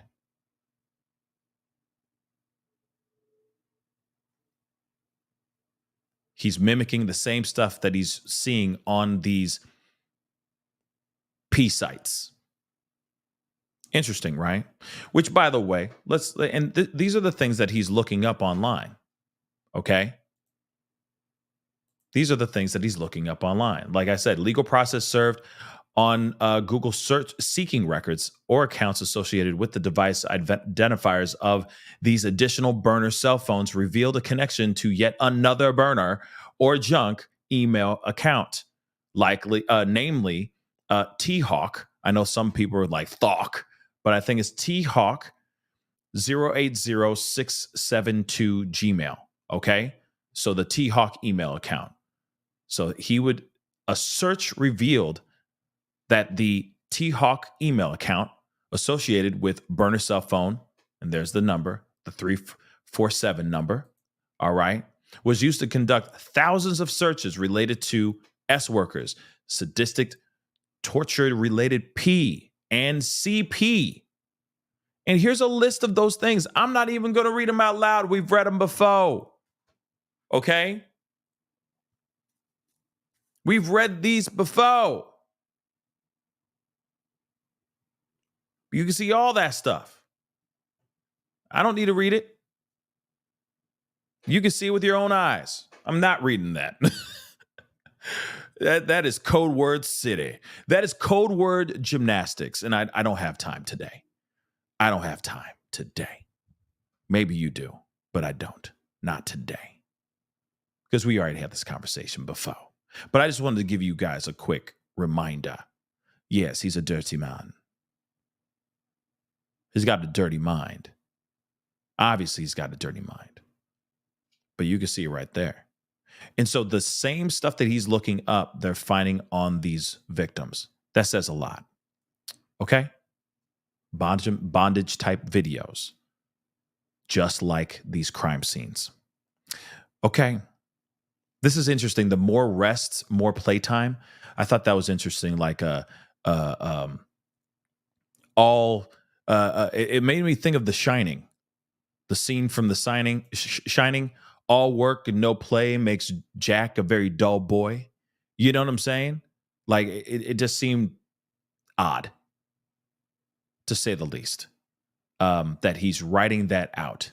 Speaking of his writing, I guess he thought he was a little bit of a Bret Easton Ellis type. Maybe he thought he was trying to be a little Stephen King-ish, a little John Grisham-ish, you know what I'm saying? By writing his own manifesto. Interesting, right? It's titled, and this is the other thing. If the searches online and how they're connected to the crime scenes aren't enough, and those spicy searches he has ain't enough, and if the DNA ain't enough, well, ain't it wonderful when people start writing ish on computers and they basically break down their methodical blueprint on how they lure, how they get, and how they unalive people. Oh, that, it's funny how I say that because he did that too. Indeed.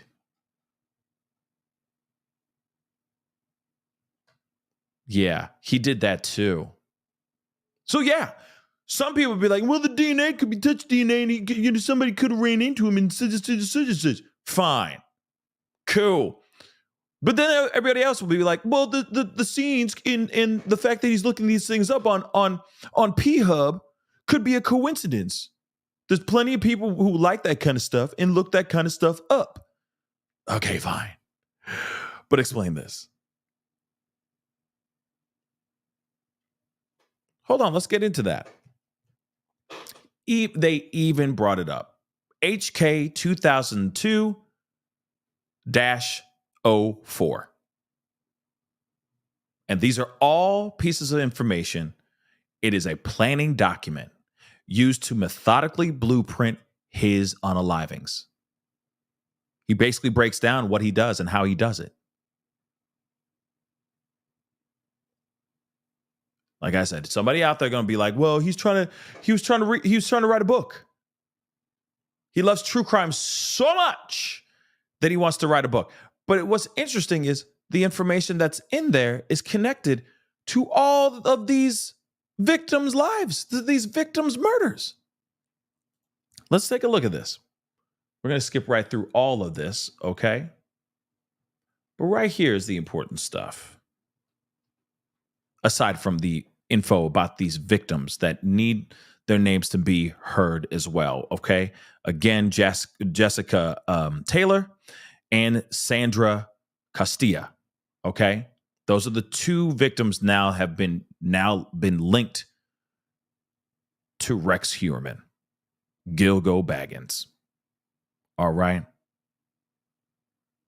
So, in a court filing, prosecutors said they were able to use new forensic testing methods to match hairs found on or near the vicinity of both victims to a DNA profile that is a likely match to Heuermann. Additionally, prosecutors say they discovered a planning document on the hard drive found in his basement used to quote unquote methodically blueprint his killings.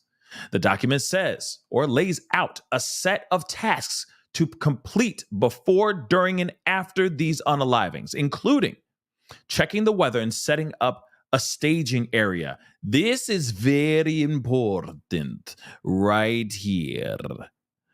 The setting up of a staging area. Very important. Don't worry, we're going to come back to that in just a minute. It also has a place to note practical lessons for quote unquote next time. So this dude has the mother-loving audacity to not only write out what he plans on doing, but then also after he's done doing what he did, go back and critique. I did this wrong and she ran off and I had to chase her down and okay, so this is what I could have done better. Imagine that. Okay? Imagine that. He's literally writing things down so that he can be and learning from his mistakes so that he can be better. so that he can be a better monster. Like I said, this is crazy. This is scary. This is very scary and very real. But continuing on, one section titled Body Prep includes guidance to quote unquote remove head and hands, as well as tattoos and trace DNA. Trace DNA.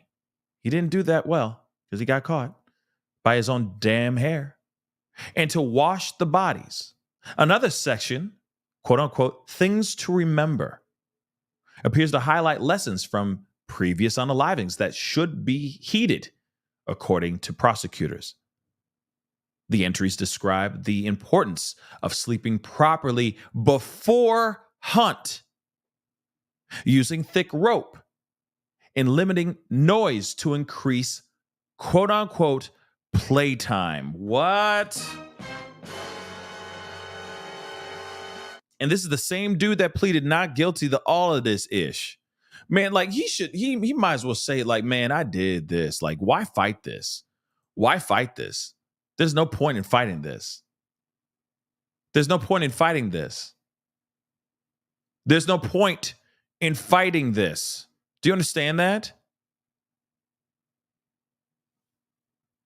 Let's go back in here, though. So things to remember. Like this is like it's a handbook. Do you realize like this is a handbook for anybody who's reading this? Don't do this and do that. Limiting noise to increase playtime. Body prep. Before hunt. These are like chapters in his book. Or chapters in this document. Let's just say that. Some scary stuff, y'all. And what's more disturbing about this is that this is real. Like I said, this is not written by Bret Easton Ellis. This is not written by Stephen King. All right. This ain't from a John Grisham book, Dean Koontz, or anything of that sort. R.L. Stein, Christopher Pike, none of those things, man. This is coming from this man's own mind and his own experience of doing these things. Again, tell me you did it without telling me you did it. Write it all on paper and put it into a document. Write it in a computer and then try to delete it. And then let law enforcement do their witchcraft, that hoodoo voodoo technology-ish, to expose you. And that's exactly what they did. Apparently he had some the author, I guess, of Mindhunter, John Douglas. He had another book of his in there, which, by the way, doesn't mean anything. It doesn't mean anything. It could honestly mean that he, like I said, plenty of people have books. Like I have American Psycho. It doesn't mean that I'm running around, just, unaliving people. But at the same time, it is something that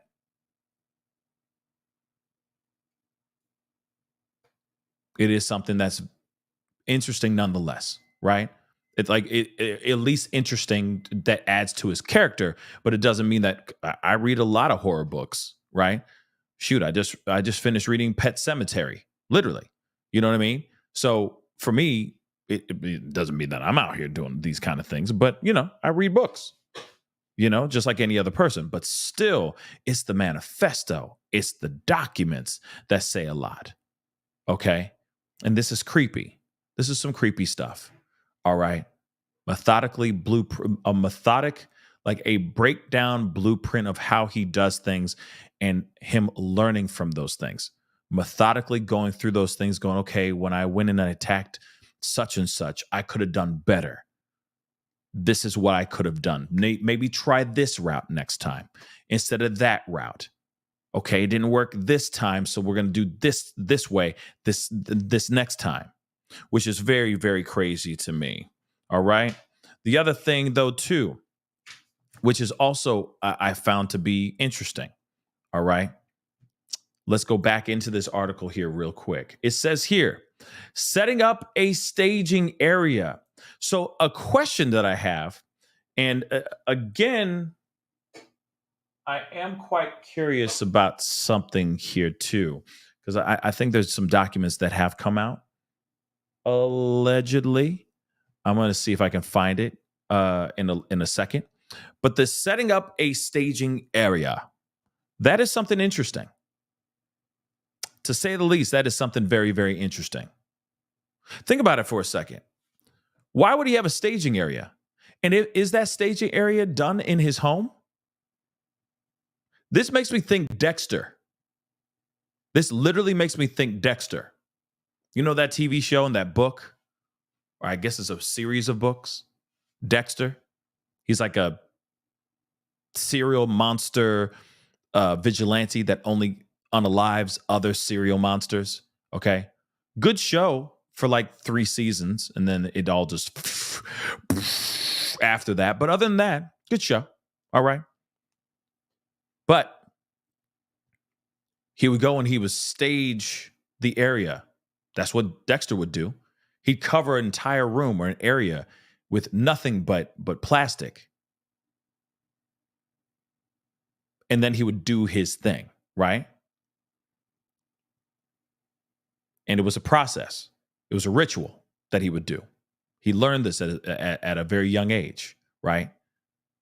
So I'm wondering about this setting up a staging area. Was his staging area back at home? Where was this staging area? Was it in his Chevy Avalanche? Or no? And I think this is the other reason why a lot of people here are wondering about wifey, about Asa. Asa didn't know it all, at all.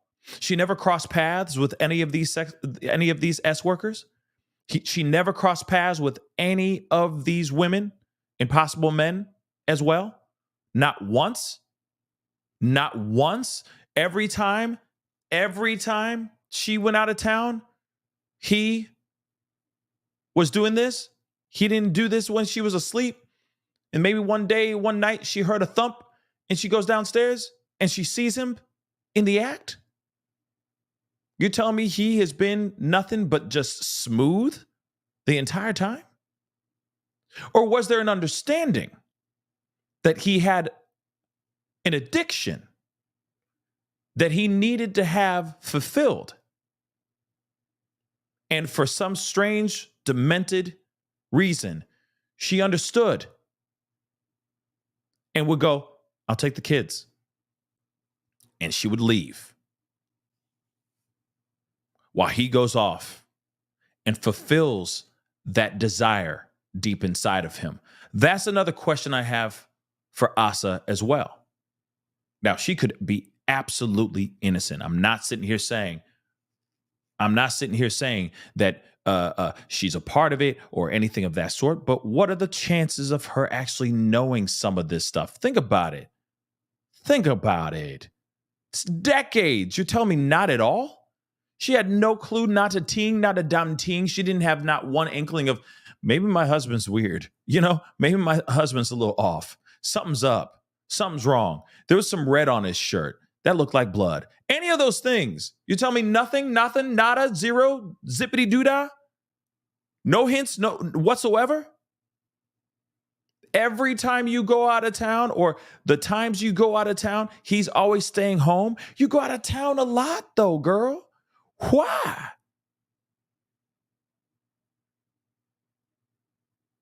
I keep thinking that maybe he was, there's a possibility. I have an addiction. I have a need, a bloodthirst, and I need to satiate that need. And she just understood. Listen, I know some of you guys will be like, oh, come on, boo. You know what I mean? Y'all be like this. bruh, you know, I get it. Trust me. I know it's a little bit of a stretch, right? It's a shot in the dark. It's a Hail Mary. But at the same time, this long and she would not know, not once, not at all.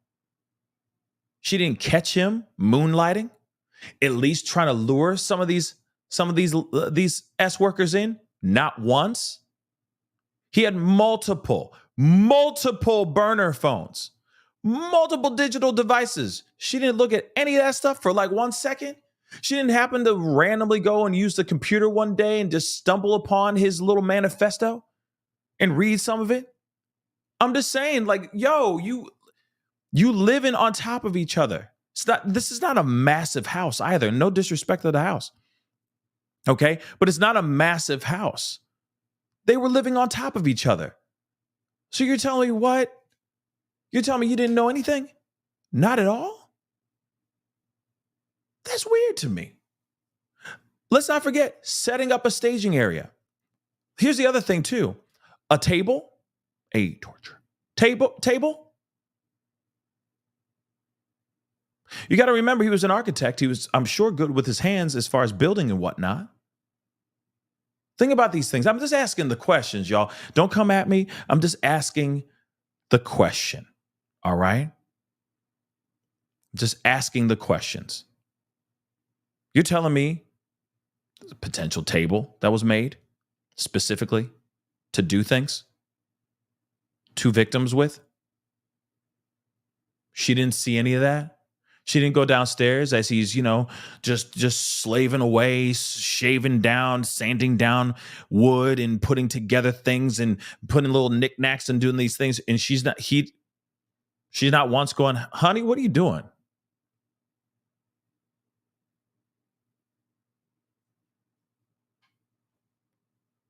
Oh yeah, honey, making a table.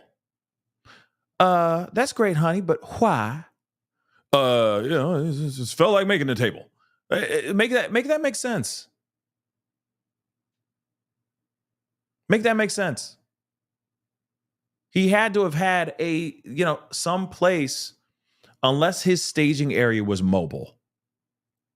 If you get my drift, either it was a bunch of plastic, a lot of drop cloths, that kind of thing. You know what I mean? Or it was in a car. Or it was in an actual place. Maybe he has real estate that we don't know about that's off somewhere, and that's where he does his unthinkables. Or he's doing it right there in that house. I don't know. It just seems so odd to me.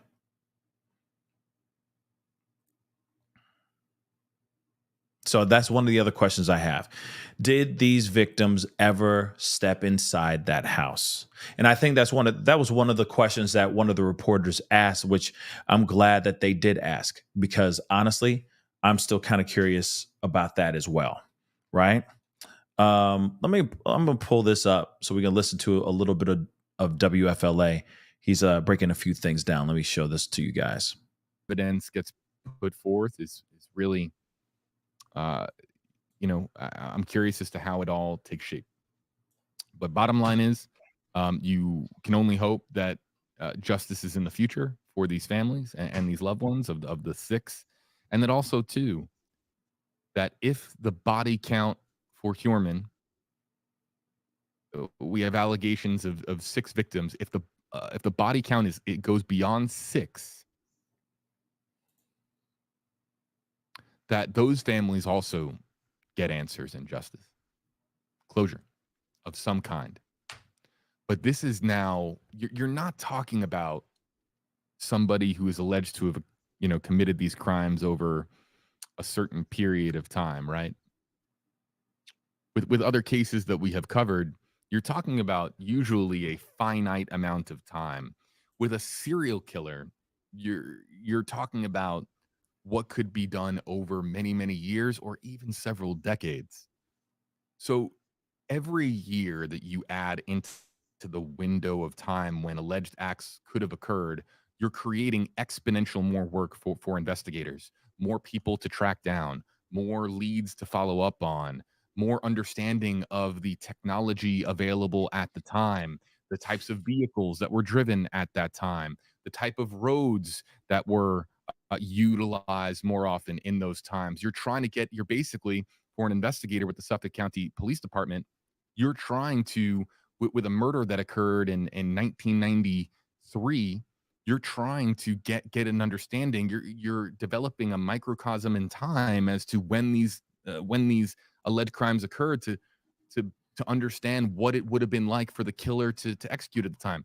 The early 90s, you're not talking about having tremendous cell phone access. Yes, you have the very large type of cell phone back then that you would see like with Gordon Gekko in the movie Wall Street, like the big ones, right? Cell phones existed, but it wasn't like you could,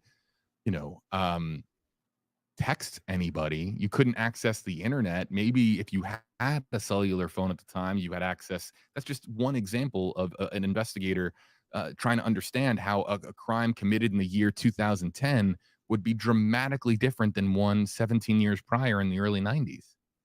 So this is a very complex case. And I'm really, to no surprise, the questions that were asked to Tierney were outstanding. Sometimes I get a little frustrated as a reporter because sometimes the questions that get asked after a press conference with the limited time that they have for the Q&A, I'm thinking you need to ask this question. Why aren't you asking? But the reporters in the room, they've all covered this case. They're all pros, and they asked the right questions. One of which was, when do you proceed to trial?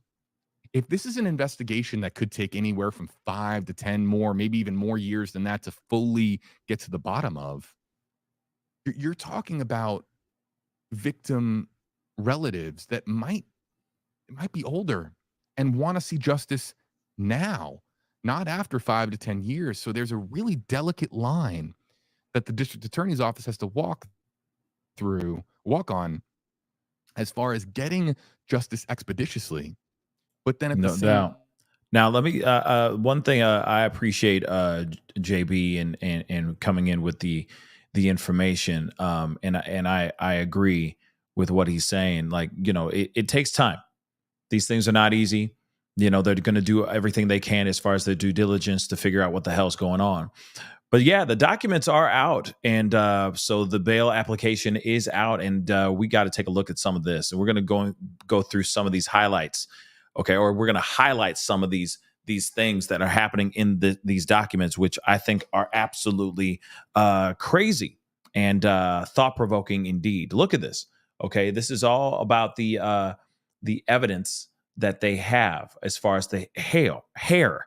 Okay, so this says right here, Sandra Castilla. Okay, male hair was found on her. Okay, tape lift of stripped shirt, okay, above victim's head, because apparently her clothes were above, or her shirt was over her head, right? So it says 99.96 of North American population can be excluded, but not Rex Heuermann. So I'm just saying real quick, it be him though, right? Now, this is, and of course they said, that this is very highly likely. Okay, there's no way you can deny that this is Rex Heuermann. Moving on, the female hair, right? Victim, it was found on victim's right arm. 99.98% of North American population can be excluded, but not witness 3. And then, of course, they say, like, it's just basically extremely impossible for you to deny that this is not this witness's hair.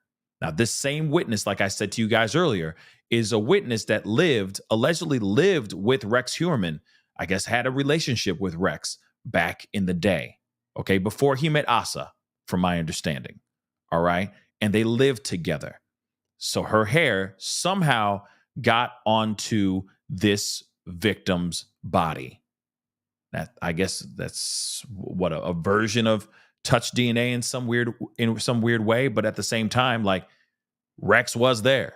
He did this act, and somehow her hair fell onto this victim's right arm and stayed there and was found there.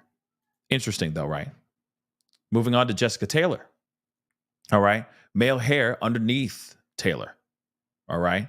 So on surgical drape underneath victim. Again, 99.96% of North American population can be excluded, but not Rex Heuermann. I mean, this is still a... Okay. Yeah. And of course, it's this, some of the other things, some of the other victims as well, where they're tying them up to, they're connecting them to Rex Heuermann. Okay. Gilgo, not Bilbo, Gilgo Baggins. Okay. Gilgo Baggins. That's what I call him, just so you know. So let's move on. Okay. Here it is. A forensic analysis of HK 2002 to 2002 to 04 document reveals that it was not only a locally crafted draft, not downloaded from the internet, but also recovered from a hard drive that indicates it was utilized by Heuermann himself. That means this mother lover has been writing this stuff his doggone self. Let me see if I can blow this up a little bit more so you guys can see. Dang. That is too much. Okay. While the original document appears to have been created in 2000, based on its original file, HK 2000 to 03, this iteration of the Word document titled HK 2002-04 appears to have been created and modified between 2011 and 2002. Based on the foregoing and the facts set forth infra, the task force members believe 2000 or 2002 to be a reference to calendar years.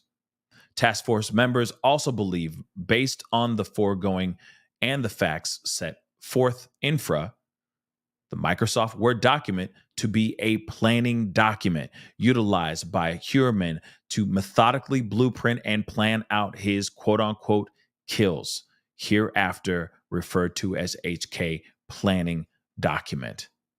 So the planning document begins with a 4-category section with the underlying headings of problems, supplies, DS, and TRG. So, problems like DNA, tire marks, bloodstains, fingerprints, MO, plastic bags, cat litter, witnesses, trace source of supplies, foot/shoe prints, photos, misleaders. I don't know what that is. Police stop, truck stuck, fingerprints in gloves, plastic bags matched to box, hair and fiber. Then he's got supplies like booties, lye or acid, police scanner, rope/cord, saw/cutting tools, hair nets, photo film, burn can, foam drain cleaner, body wash wipes, tarps, drop cloths, medical gloves, bags/tape, large electric clips, ratchet, cargo strap. Now, DS, I think is drop scene or drop site, like maybe the place where he's dropping and discarding these victims' remains. So it says, drop site 1 Mill Road, drop site 2, ? Dump site, next time recon dumpster locations. So next time, look out and see if in the immediate area there are some dumpsters that you can actually discard and dump remains at. Crazy, guys. TRG, I don't know what TRG is, but TRG. And it says Megan, small is good, T, unk, black. So I don't know if Megan was, I don't know. I don't know what TRG is. Okay. That's still something I'm still trying to figure out myself.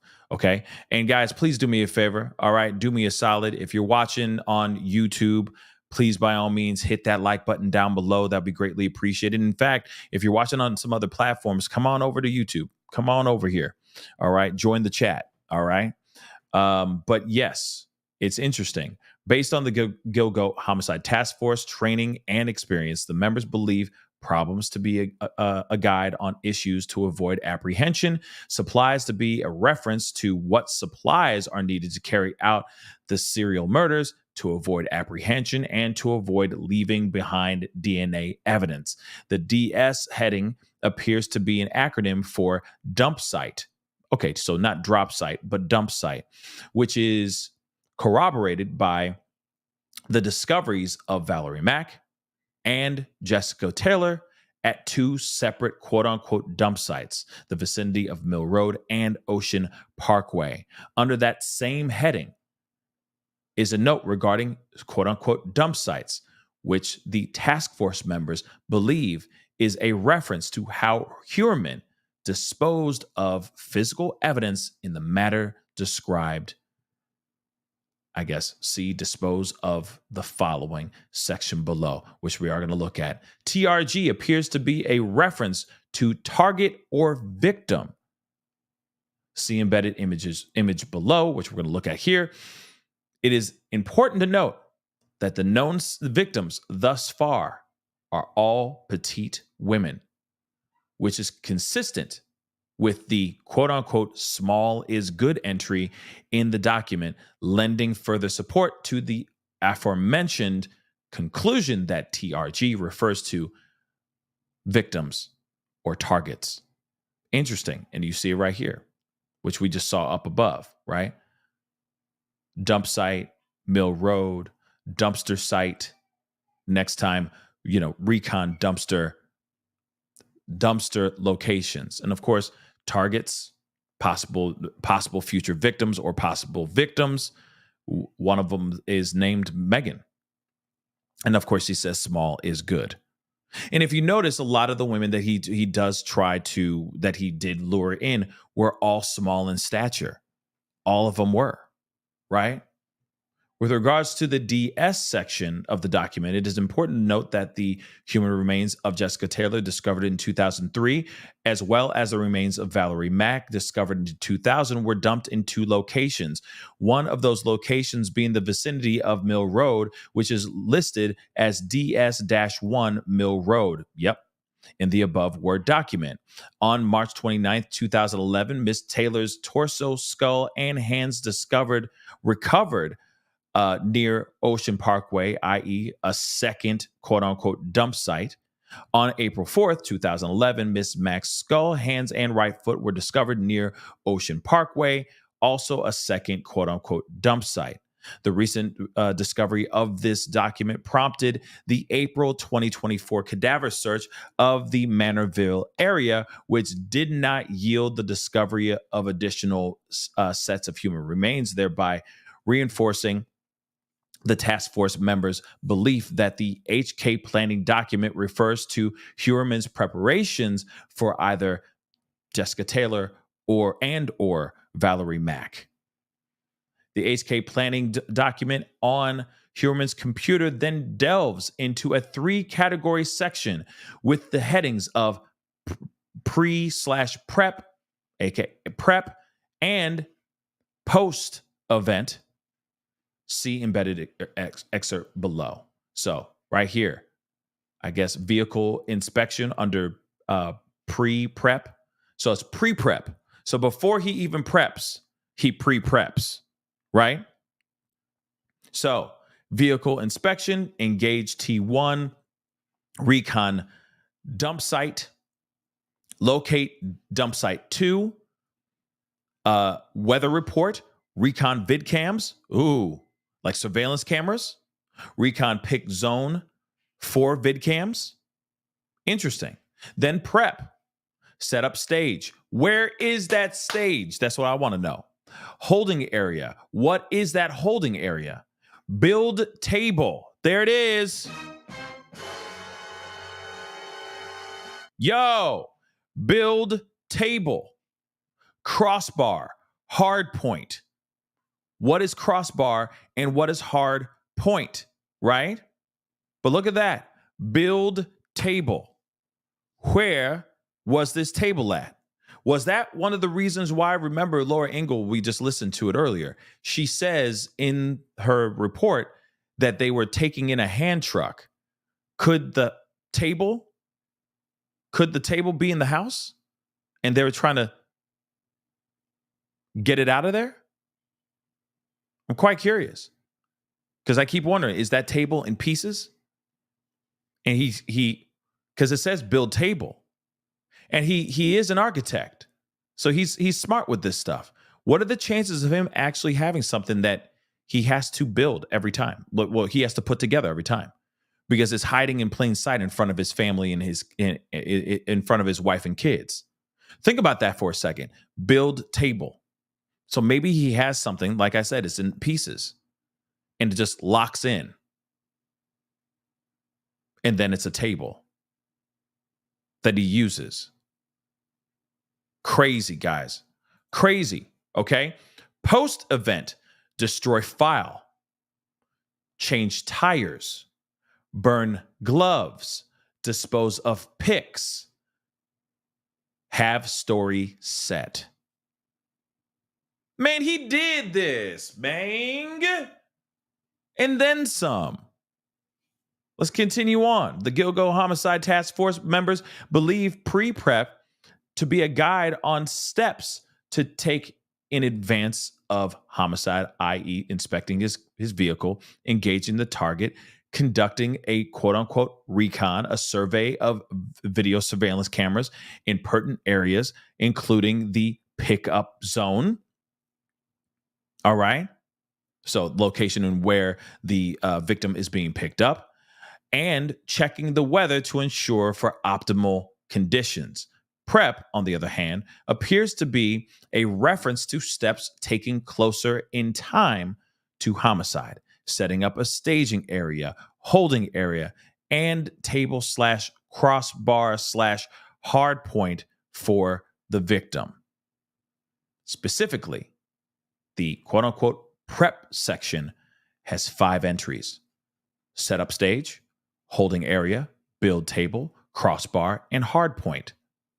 The Gilgo Homicide Task Force members are aware that quote-unquote crossbar is often placed underneath tables to provide further structural support for heavier objects being placed on a table. Additionally, the task force members are also aware that a quote-unquote hard point refers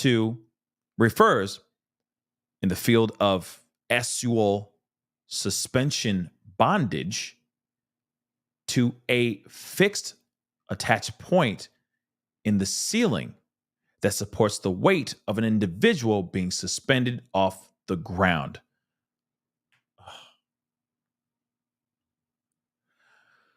Which is corroborated by Heuermann's significant interest in spicy videos where the subject is either suspended, T-word, bound to a table, decapitated, and or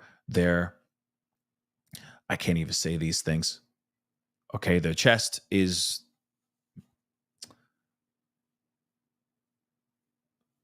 I'll just say mutilated, which is consistent with the foregoing notions regarding suspension, as well as the condition of the victims described herein. Oh, why might I? Wow. I didn't expect that. I didn't expect all that information. I'm sorry, guys. Give me a second. Woo, boy. Hamburger. So he was suspending them. So now that makes sense. That This is a dirty, dirty man. This is a very twisted individual. Additionally, post-event appears to reference a checklist of tasks following the quote-unquote event or homicide to avoid apprehension. Destroy file. Change tires. Burn gloves. Dispose of pics taken of the victim. I don't think he did a good job of that. I mean, he may have gotten rid of those things, but all that footage that they have, all that of the 15 cameras and the SD cards and all that stuff. Sure, he could dispose of those photos, but I'm sure 5-0 is doing their due diligence and diving in on those things. I factory reset my phone. I didn't mean to do that. Oh, they're going to find it anyway. They found this manifesto, for crying out loud. So give it time. They're going to find it. Trust and believe. Okay. Have story set. Okay. Ergo, alibi, story for family upon their return or law enforcement should any inquiry be made. HK planning document continues to further expound on preparatory measures such as specific recon steps taken. Okay, so recon reports, takedown, pickup,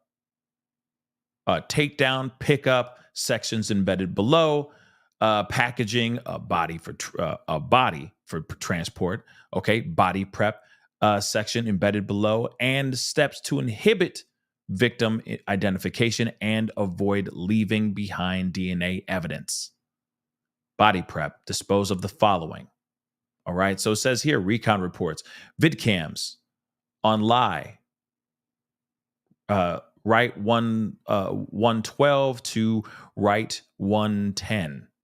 Okay, vidcams, but these are all like, it looks like the like these areas that he's like, okay, areas to avoid, right?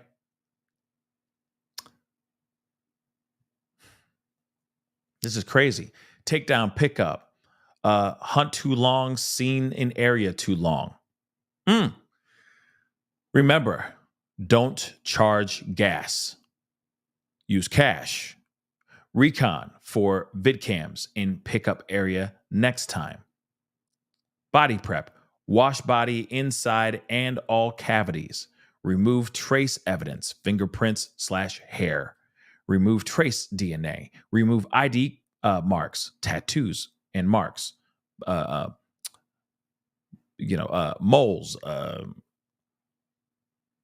birthmarks, so on and so forth. Remove marks from the T word, from what he did with the table, right? Remove head and hands. Package for transport. Dispose of the following: tools and devices, T1 clothes, and personal items. Drop cloths, wipes and towels, props, toys, wood items, anything that touched T1. What you wore. Destroy book and computer files.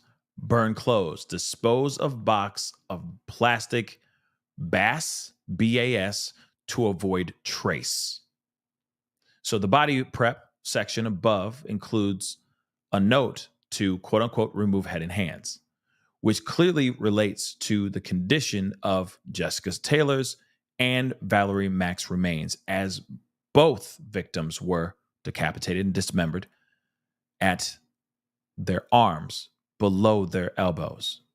Additionally, each of these victims' remains, as well as the remains of the Gilgo 4, were indeed packaged for transport, quote unquote, as the section indicates to do, further increasing the significance of this document's presence on Heuermann's laptop. Finally, this section also includes a note to remove ID marks / tattoos.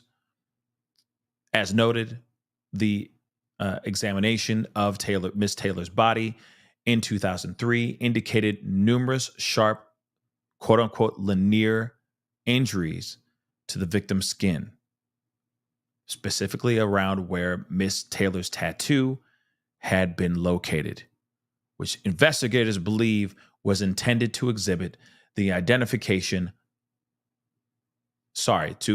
intended to inhibit the identification of Miss Taylor's tattoo, and therefore Miss Taylor in a manner consistent with the HK planning document. Therefore, the dispose of the following section lists destroy computer files as a checklist item. The presence of this HK planning document in unallocated space demonstrates Heuermann's efforts to destroy or delete computer files in a manner that is consistent with this notation. As set forth in Exhibit A, a consistent theme of Heuermann's computer activity is the use of forensic wiping software. In a manner that is consistent with the notation in the HK planning document. In the things to remember section, there are notes indicating steps to take, quote unquote, next time, i.e., considering a hit to the face or neck next time, or using heavier rope for the neck as the light rope broke under stress of being tightened. See embedded image below. We're going to look at that. Heuermann further opines on the importance of sleep to not only avoid quote unquote problems, but also to increase what Heuermann refers to as quote unquote playtime. So right here, things to remember: sound travels, i.e. bird outside. Control the amount of air in and out to control the noise made. Get sleep before hunt. Too tired creates problems. Hit harder to many hit. Too many hit to take down. Consider a hit to the face or neck next time for takedown. More sleep and noise control equals more playtime.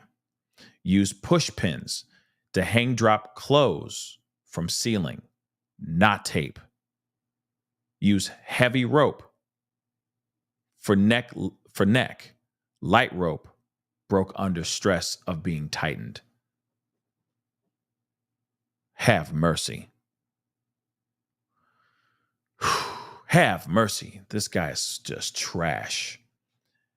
As set forth above and embedded here below, the Gilgo Homicide Task Force members believe these references to next time indicate Heuermann's prior experiences and what changes to implement moving forward. Like I said, takedown, pickup, hunt too long, seen in the area too long, all this here. Don't charge for gas, recon vidcams in pickup area next time, right?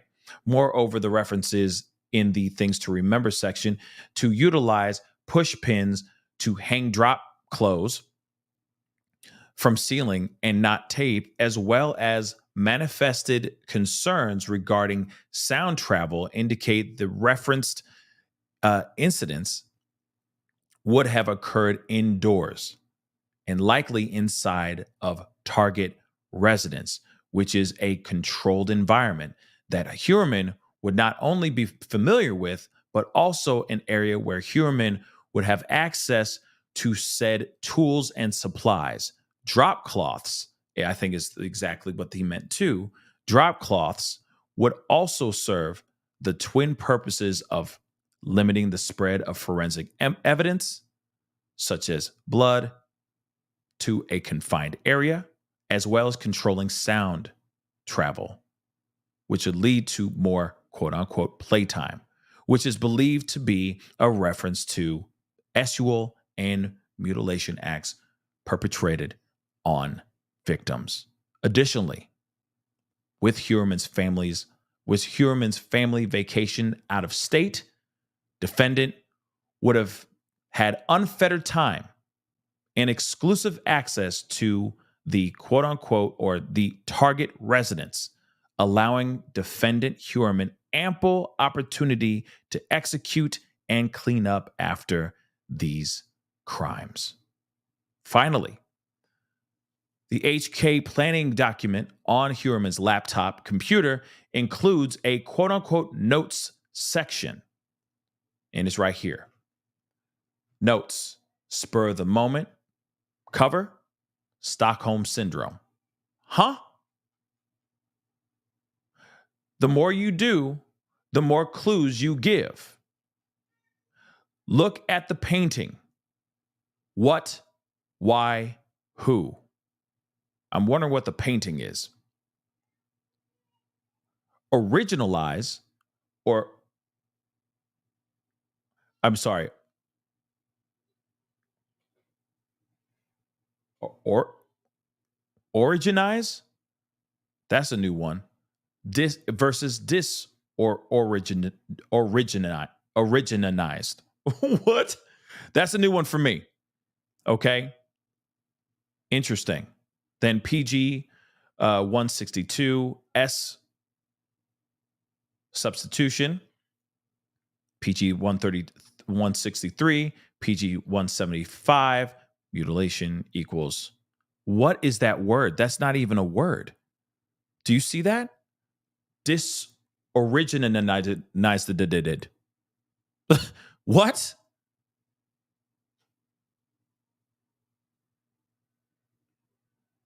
Yeah, but yeah, I see what you're saying. I know what you guys are saying, but I'm reading what he's writing. Okay. And this is what he wrote.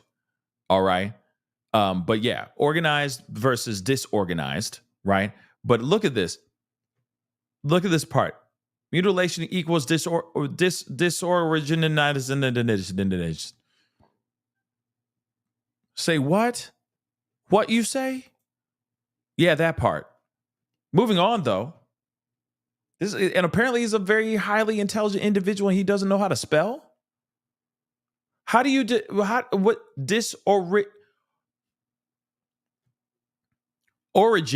originalized, right? Disoriginated dead. Dear Lord. Moving on. Okay? Have mercy.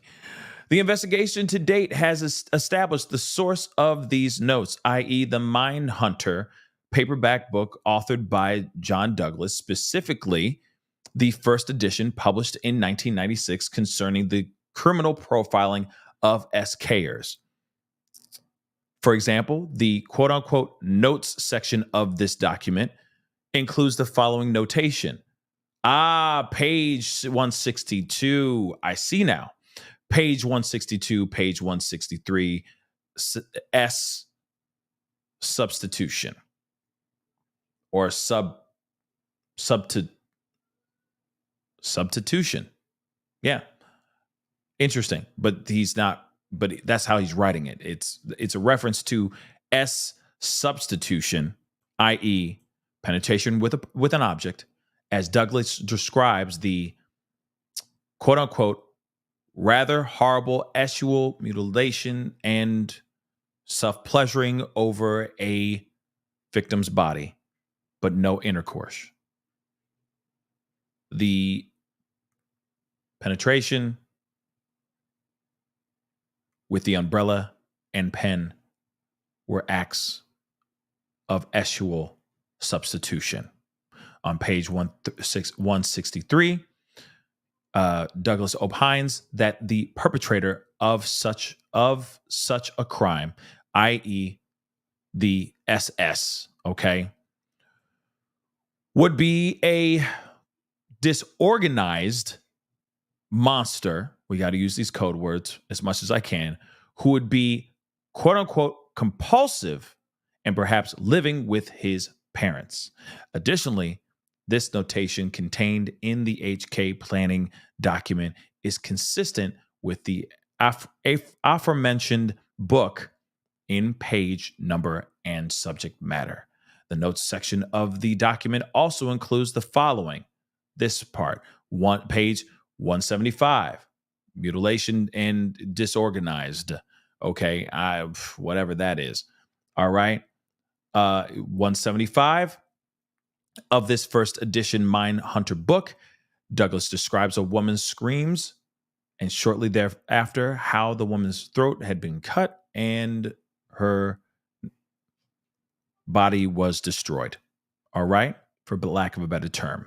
Douglas further asserts on page 175 of said book that this destruction of body is a sign of disorganized personality type. Accordingly, this notation contained in the HK planning document is again consistent with the book in page number and subject matter. Notes, the notes section, okay, also contains the following notation. Look at the painting. What, why, who?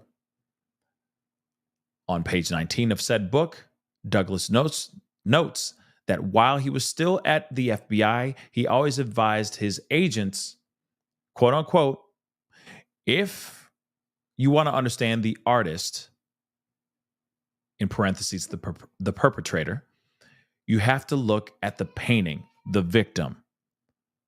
We've looked at paintings over the years and talked extensively to the most accomplished artists. Accordingly, the note above contained in his laptop computer to the quote unquote look at the painting yet again points to the book as the source of Heuermann's commentary. Finally, the other notations contained in the HK planning document, i.e. spur of the moment, cover, Stockholm syndrome, the more you do, the more clues you give, are also each contained in the said book, all pointing to it as the source of Rex Heuermann's notations. The foregoing is corroborated in part by his possession of other SK books authored by John Douglas during the initial search warrant execution in July of 2023 at Target residence. The task force observed that he possessed in his home office the book titled The Cases That Haunt Us, and it's right here, which outlines the facts, evidence, and victimology of several notable serial murder cases. Wow.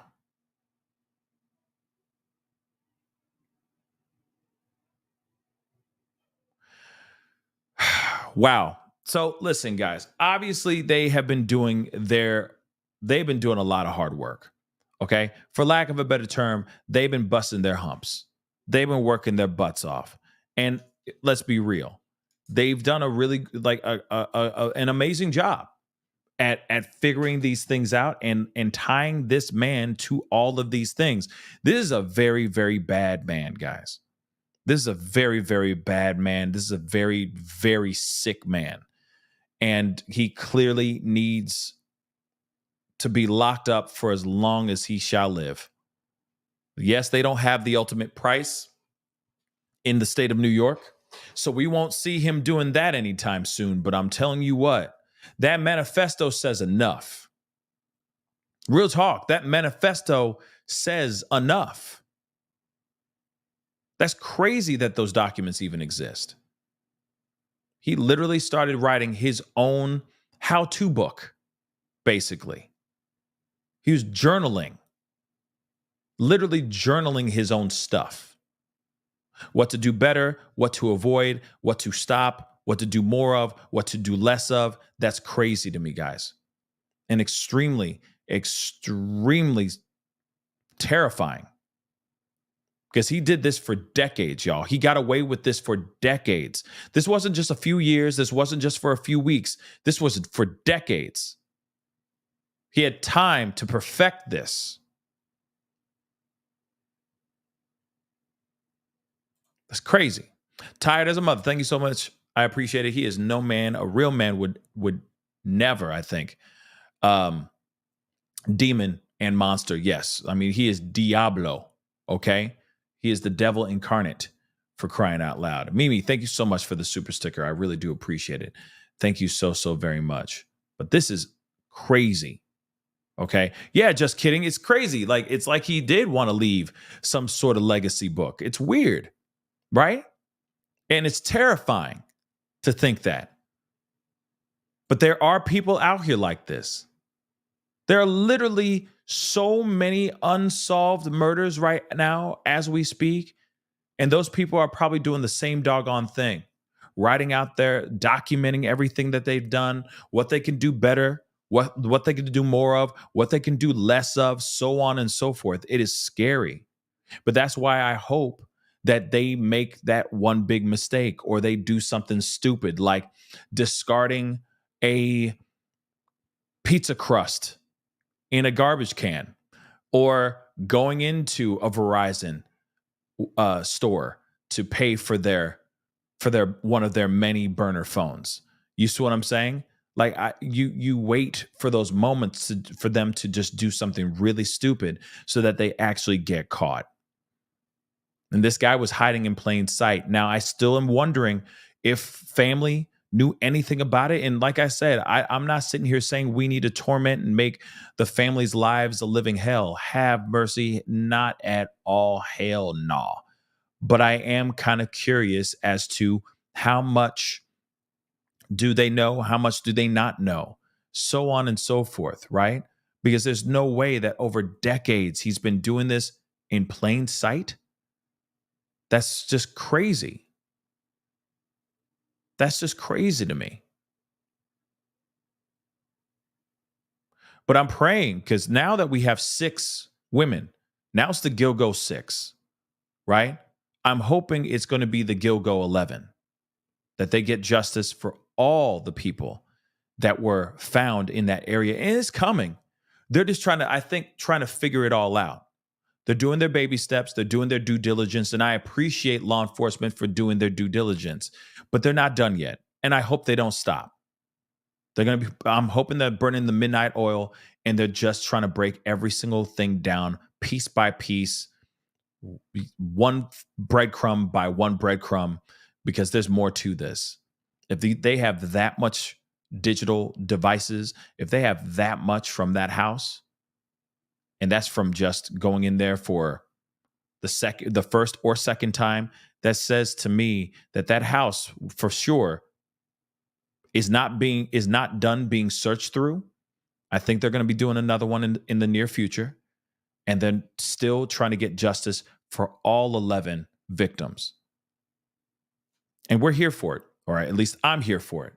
And I'm really looking forward to hearing more of these women and these men too, because there is a John Doe in there too.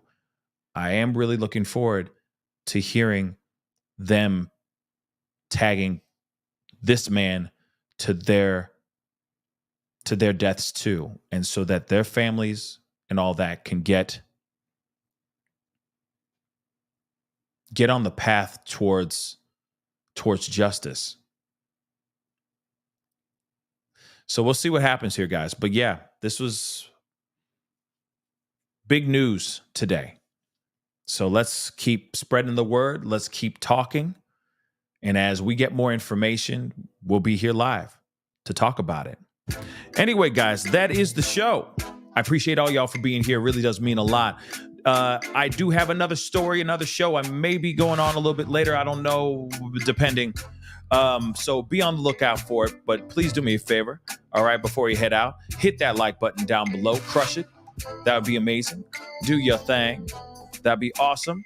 All right. Of course, hit that reaction button if you're watching on these other platforms. And if you are watching on these other platforms, please be sure to hit that follow button on my Facebook, TikTok, Instagram, X/Twitter.